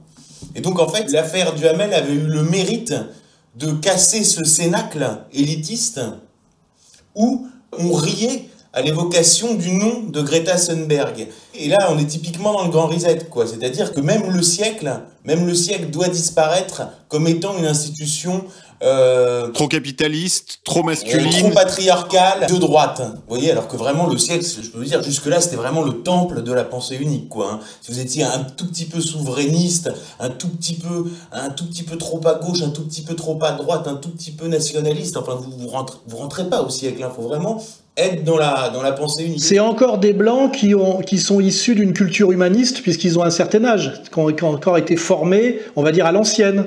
Donc ça veut dire que même quand ils admettent l'arnaque du Grand Reset, ils savent que c'est une arnaque. Et je pense que ce que le pouvoir de demain veut, c'est des gens qui ne se soumettent pas par calcul ou par corruption, mais qui se soumettent par adhésion naturelle. Parce que ces gens-là ne sont pas réversibles et ils coûtent beaucoup moins cher. C'est ça qu'il faut comprendre. C'est que quand je vois l'époque, qui est l'époque d'Ardisson par rapport à l'époque actuelle des animateurs de télé, Ardisson savait ce qu'il faisait. Il savait qu'il trichait, il savait qu'il mentait. Je le connais suffisamment pour vous l'affirmer. Aujourd'hui, c'est remplacé par des gamins de 30 ans qui, au premier degré, adhèrent. Et quand ils adhèrent au premier degré, ils coûtent beaucoup moins cher. Parce que la corruption, un type, il vous vend son mensonge, il vous vend son adhésion. Et surtout, il y a toujours le moment où il peut se retourner parce que trop c'est trop, parce qu'il veut pas aller trop loin. C'est pour ça qu'il y a aussi un ménage qui est fait en ce moment chez ceux qui ont accompagné, je vous dis, c'est l'histoire de l'accordéon et de la logique dialectique, c'est ceux qui ont accompagné ce processus, à un moment donné, vont être dégagés eux-mêmes parce qu'ils l'ont accompagné comme une stratégie mensongère de pouvoir et qu'on a besoin de les remplacer par des gens qui y adhèrent, je dirais, au premier niveau. Et quand vous voyez l'idéologie majoritaire des campus américains qui forment les élites américaines de demain, on voit très bien que c'est des entreprises de décérébrage intégral par rapport à ce que ça pouvait être il y a encore 30 ans. On les apprend à être incapables de penser et à adhérer au premier degré, même de façon hystérique, le mot hystérie est important, à toute l'idéologie dominante la plus dangereuse et la plus destructrice. This is my fucking day off. I don't come to faculty meeting anymore because of all your racism. Y'all decided to become educators to hold our futures in your hands. So why aren't you there supporting us? Like, where have you been? I would like to go now, but I also don't want to offend anyone by walking out. So would it be okay if some of us walk over? I don't know if you identify as white or not. The fact that you're even afraid of offending somebody by leaving and going to support the students in which you all are here to serve is laughable to me. It's embarrassing. It's sad. It's disgusting. On a montré des vidéos de trucs de folie sur des campus américains, et n'oubliez que tout ça, c'est quand même notre avenir. Hein. Voilà. Justement, visiblement, le boulot a été fait par Jean Covici, Jérôme, puisque il évangélise les nouvelles générations. Donc, les types sont complètement convaincus par avance, avant même d'avoir pris leur poste, de tout ce nouvel agenda. Jean Covici, c'est très simple. On peut le résumer en 3 points. Il est pro-nucléaire. Il est anti-fossile, soi-disant à cause du peak oil. Donc il le justifie comme ça. Et il est anti-énergie renouvelable. Ça veut dire qu'en fait, pour lui, tout doit être électrifié en France. Ça poserait une autre question. On ne peut pas électrifier tout. Parce qu'en fait, il faudrait des stocks. L'électricité, ça se stocke difficilement. Il faudrait des quantités de batteries phénoménales. C'est même pas imaginable de le faire. C'est-à-dire que lui, de toute façon, c'est tout nucléaire. Le reste, on s'en fout. Donc là, ce sera que de l'électricité. Et la question du peak oil, il la défend bec et ongle. Au moment où nous sommes sur un plateau de production. Ça fait 5 ans que la production mondiale de pétrole n'augmente plus, en fait de liquide même n'augmente plus. Et derrière, ça va se mettre à décroître. Alors la question c'est, sachant qu'on va quand même racler un peu mieux ce qu'on a découvert, et sachant qu'on va encore découvrir des petits machins, comment est-ce que va s'organiser ce truc-là avant un déclin qui est totalement inexorable, puisque c'est des maths, que ça nous plaise ou que ça nous plaise pas. Mais quand on regarde dans le détail, c'est pas si clair. Je suis allé voir encore sur des sites de spécialistes. Vous avez 3 spécialistes, il y a 3 avis différents. Et lui, il dit que c'est définitif. Il dit qu'en 2022, c'est terminé. Mais il y a 4 ans, il disait que c'était en 2018. Exactement. Il y a 20 ans, Al Gore nous disait que c'était en 2020. Ça a même commencé en 75 le peak oil, hein, la fin du pétrole. Ça se décale tout le temps. Est-ce que je peux déployer un peu sur le peak oil parce que c'est un vrai sujet de réflexion. Hein. Je vous en prie, Alain. C'est notamment sur la théorie de l'énergie fossile. On nous dit que le pétrole, c'est en gros des animaux préhistoriques compressés par des milliers d'années, etc. Il y a une théorie alternative dont on ne parle jamais, qui est la théorie abiotique du pétrole. Et plus en fait, on se penche sur cette question, c'est d'où vient le pétrole, plus on voit que la théorie fossile, qui est une théorie du consensus, est en fait assez délirante. On ne se pose même pas la question. Pourquoi on dit fossile? En réalité, alors si on reprend l'histoire, au début, le pétrole est affleurant, c'est-à-dire qu'on le trouve dans des régions où il sort lui-même du sol, que ce soit au Texas ou en Arabie Saoudite. Et comment aujourd'hui on trouve de plus en plus de pétrole malgré tout? C'est qu'on a de la technologie pour forer de plus en plus profond. Pourquoi les Russes sont devenus les leaders du pétrole?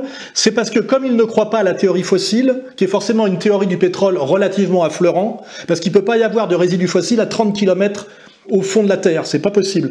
Et les Russes, en fait, sont sur la théorie alternative, qui est la théorie abiotique, c'est-à-dire que le pétrole remonterait de la roche-mère, voilà, c'est-à-dire que ça serait un élément naturel de quantité illimitée qui remonterait à la surface, et donc il y a des endroits où il remonte naturellement, de la roche-mère, et d'autres endroits, il faut aller le chercher. Et en fait, plus vous avez les moyens de forer profond, plus vous en trouvez. C'est-à-dire qu'à 50 km, il y en a partout. Et en fait, on n'arrête pas de trouver des nouveaux puits de pétrole, simplement en forant un peu plus profond. Alors évidemment, plus tu fores profond, plus c'est cher.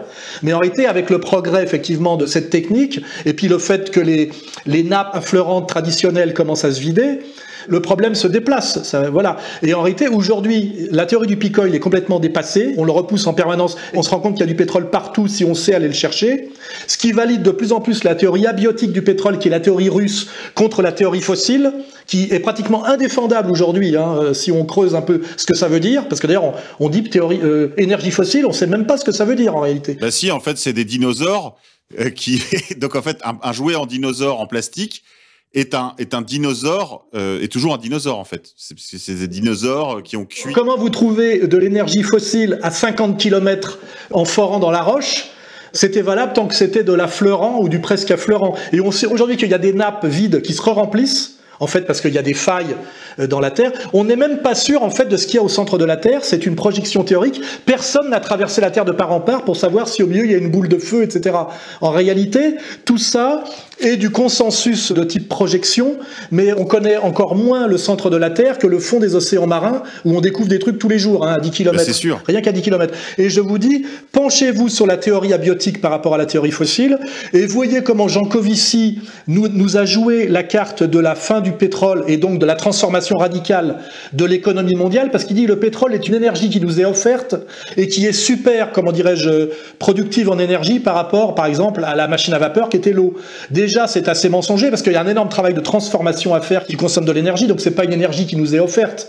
Il faut aller la chercher, il faut la transformer. Mais je veux dire, toute la théorie du peak oil justifiait en fait les guerres impériales au niveau de la Caspienne, parce qu'il fallait aller chercher les réserves résiduelles qui restaient, qui était l'enjeu presque de la domination politique, c'était d'avoir le contrôle des réserves résiduelles, et donc il fallait aller botter le cul ou maintenir l'armée américaine pas là-bas, parce que si c'était pas les Américains, ça serait les Russes, etc.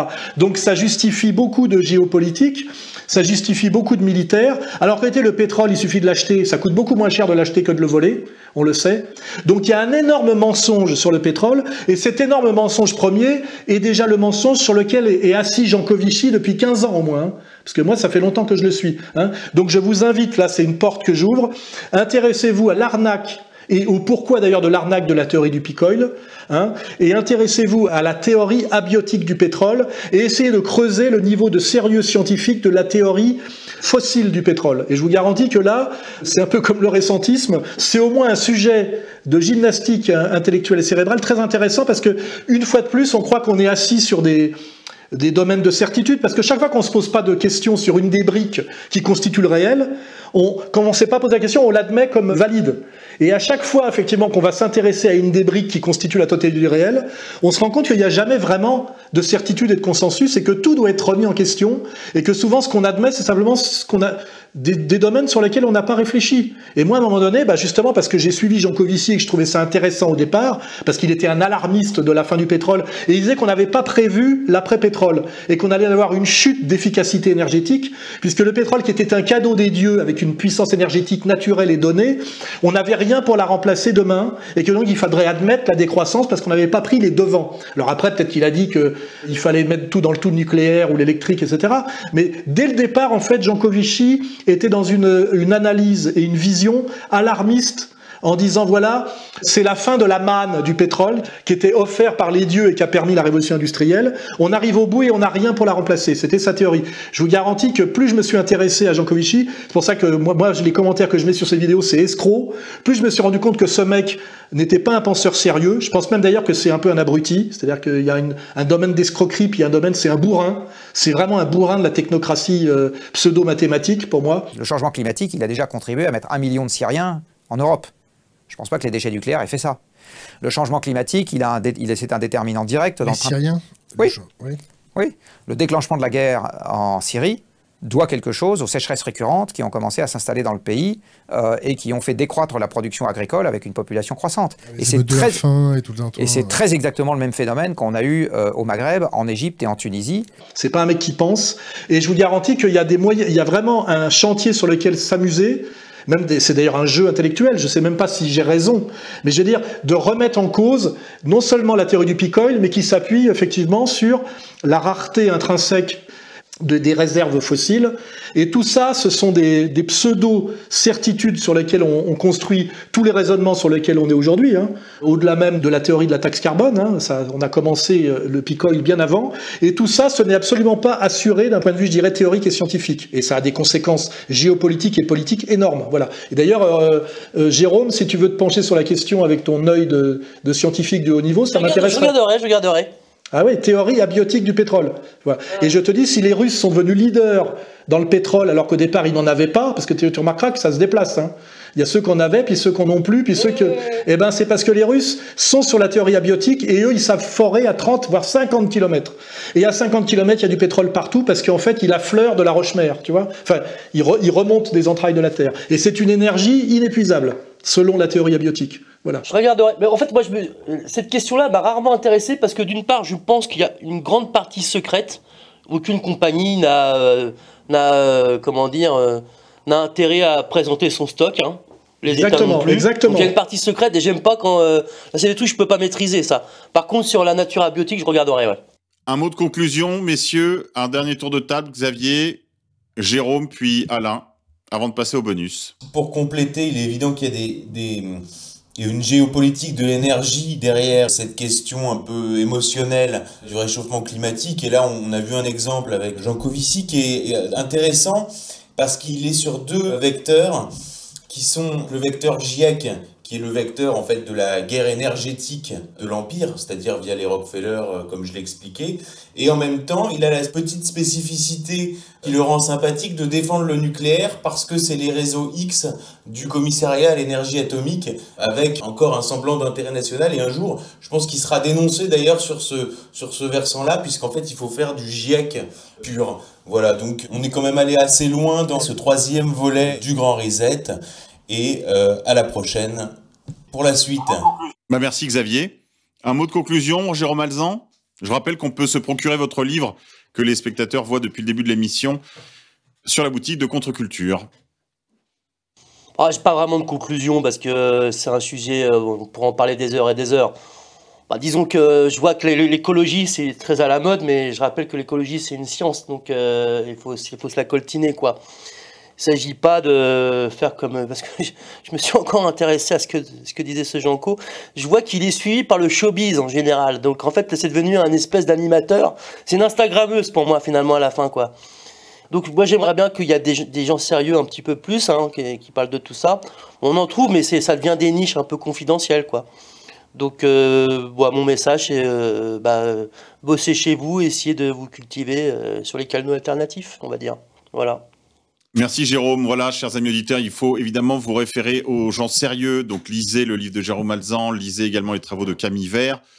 Et puis je vous renvoie encore à l'émission que nous avions fait ensemble sur la question du réchauffement climatique anthropique pour comprendre un peu mieux certains des sous-entendus de cette émission. Alain Soral, un mot de conclusion avant de passer au bonus ?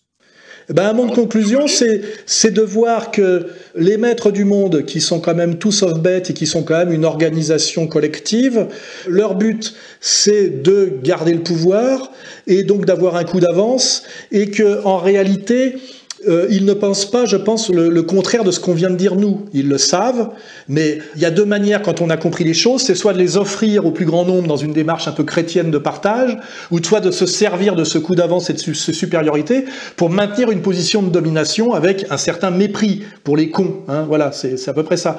Donc moi je pense même pas que, par exemple, notre présentation alternative du réchauffement climatique brutalise les maîtres de Davos. Je pense qu'au haut niveau de la pyramide, ils savent très bien que tout ça et de l'idéologie dans le but d'obtenir des résultats politiques. Hein. Donc ce qui est intéressant après, c'est le vrai travail. C'est pour ça que c'est pas vraiment. On peut parler des milliers d'heures sur la faille intellectuelle et scientifique de l'association production de carbone et réchauffement climatique, mais c'est même pas ça le sujet. Le sujet, c'est de comprendre comment aujourd'hui les maîtres du mondialisme ont mis en place la démondialisation pour continuer à rester les maîtres et même à continuer à faire du profit, non plus sur une période de croissance, mais sur une période de crise, hein, qu'il y a le profit dans la croissance, le profit dans la crise. Et en fait, c'est un peu les mêmes, enfin, c'est les mêmes qui surfent deux vagues différentes, hein, on va dire, ou qui s'adaptent à des moments différents, qui sont d'ailleurs des moments qui s'enchaînent fatalement dans une logique hegelienne et dialectique. On est obligé, quand on est dans la croissance, d'anticiper sur la crise qui va déboucher de la croissance. Et ça ne veut pas dire qu'à un moment donné, il y a les maîtres de la croissance et puis après les maîtres de la crise.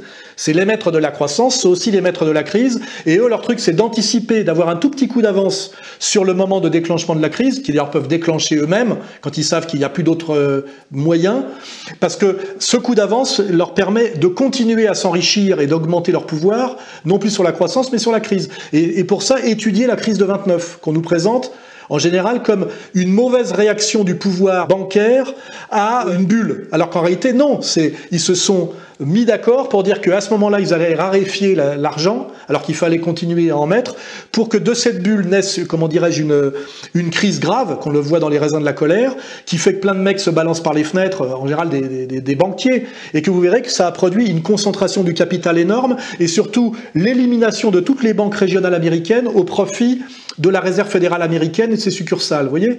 Donc en fait, là où je prétends que mon discours n'est pas complotiste et n'est donc pas trop rationnel selon le critère de réfutabilité de Carnap, qui est une arnaque, hein, c'est un truc scientifique qui est projeté vers de l'idéologique, ça n'a aucune valeur, comme tous ces cons là, Carnap et Russell et tout ça, c'est des bouffons, hein, idéologiquement et politiquement, c'est de la bouffonnerie pour moi. Mais ça sera un autre sujet de le démontrer. C'est pas que mon analyse est trop rationnelle, hein, c'est qu'en réalité j'ai étudié ces questions. Comme je vous dis, Jancovici, moi ça fait 15 ans que je m'y intéresse, et en réalité, quand on va chercher, on trouve, ça que je veux dire. Hein. C'est pas des spéculations. On voit très bien qu'il y a des réunions qui sont faites. Je veux dire, si Davos existe, si Bilderberg existe, si le siècle existe, c'est qu'il y a bien des puissants qui se réunissent en dehors des cercles officiels de réunion qui seraient les cercles légitimés par la démocratie électoraliste, et qui anticipent, parce que le principe du pouvoir c'est l'anticipation, qui organisent et qui anticipent, et qui ont des décisions collectives, et en ce moment la grande décision collective qu'on analyse par plusieurs aspects, ça s'appelle le grand reset. Donc aujourd'hui, la question n'est même pas de savoir si on est complotiste ou pas, ou trop rationnel. On regarde la réalité, on travaille, on va chercher les sources, et aujourd'hui ce n'est même pas discutable. Je veux dire, Xavier a été le premier à lire le bouquin de Schwab, écrit d'ailleurs par Manuret, parce qu'il n'est même pas foutu d'écrire lui-même, et on voit bien que c'est programmatique, et que ça consiste bien à ce que des maîtres du monde aujourd'hui passent, on va dire effectivement de la mondialisation à la démondialisation, qui est en fait la continuation de la vision mondialiste, hein, faut pas oublier, dans une période effectivement de crise qui est totalement dans la logique du libéralisme, qui je vous dis est toujours des cycles avec une alternance, et exactement d'ailleurs comme les cycles climatiques, hein, on est toujours dans des logiques cycliques partout, il n'y a jamais de linéaire et de plan constant, ça n'existe pas, ça c'est le fantasme technocratique et mathématique qui est une folie. En réalité tout est topographique, hein, pour s'intéresser justement à pourquoi à un moment donné un mec comme Deleuze s'intéressait par la philosophie à la topographie, parce qu'en réalité la réalité du monde elle est pas isomorphe et plane, elle est topographique absolument partout, hein. C'est-à-dire ça fait comme ça, il y a des creux, il y a des vagues, etc. Oui, ce qu'il appelle un espace strié, oui.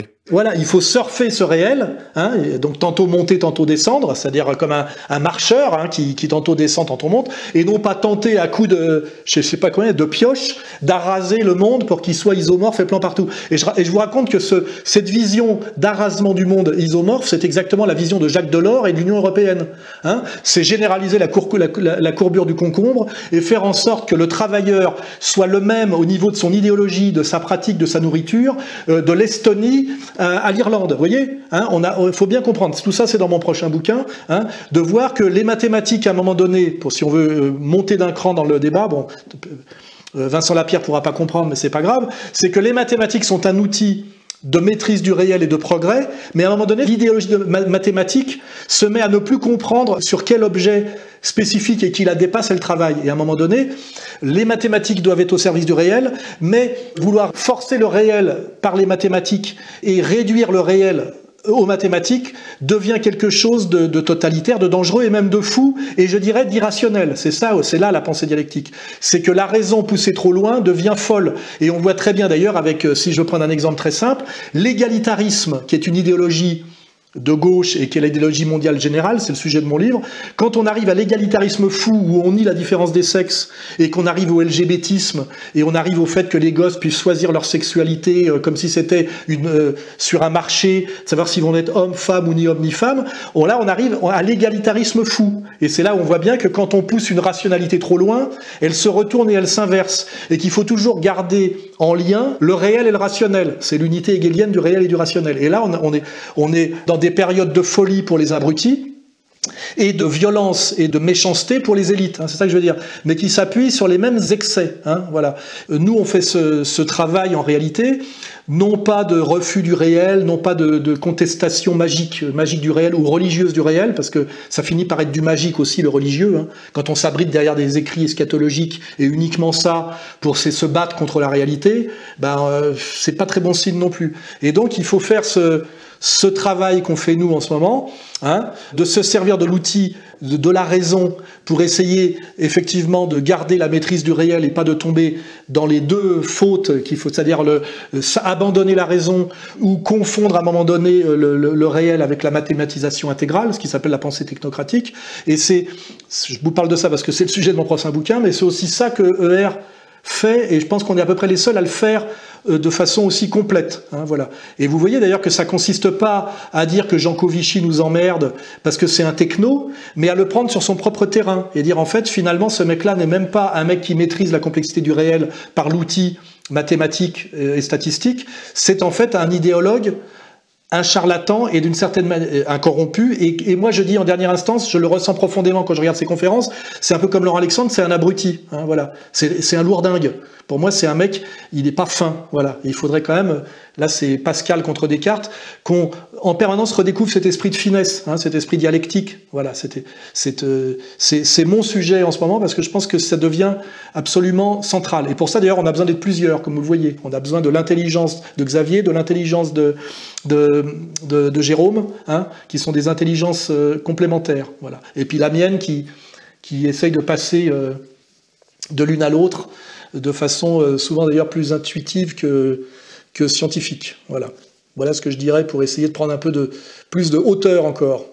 Très bien, merci Alain. Écoutez, chers amis éditeurs, c'est la fin de cette troisième édition du Grand Reset ou Le Grand Ménage avec Alain Soral, Xavier Poussard et Jérôme Alzan, auteur contre-culture pour son livre « Mythes et réalité de la science » que je vous recommande vivement. Un petit mot de conclusion de ma part, je vous dirais que ce que je retiendrai de cette émission, c'est cette convergence de si nombreux agendas dans ce grand reset qui semble fusionner la question financière qu'on a vue lors du premier volet, la question du mondialisme évidemment, la question de l'écologie comme on l'a vu aujourd'hui, et également la question migratoire comme on a pu l'évoquer, même si ce sera probablement l'objet d'une autre émission. Et la question virale, camarades. Évidemment, la question virale. Merci Alain. Je vous propose de nous quitter désormais et on se retrouve de l'autre côté pour les bonus, chers amis auditeurs.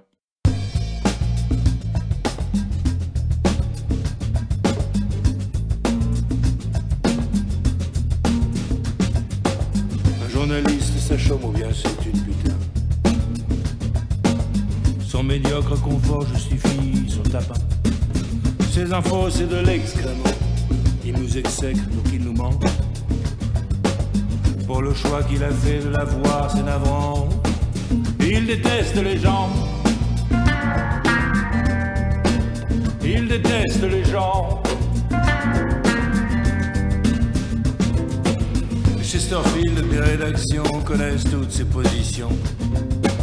Toujours soumis, jamais passif, il est de toutes les occasions. Il a modelé son existence, il a su saisir sa chance. Il est parti en guerre contre ce monde de prolétaires. Il a détruit le sens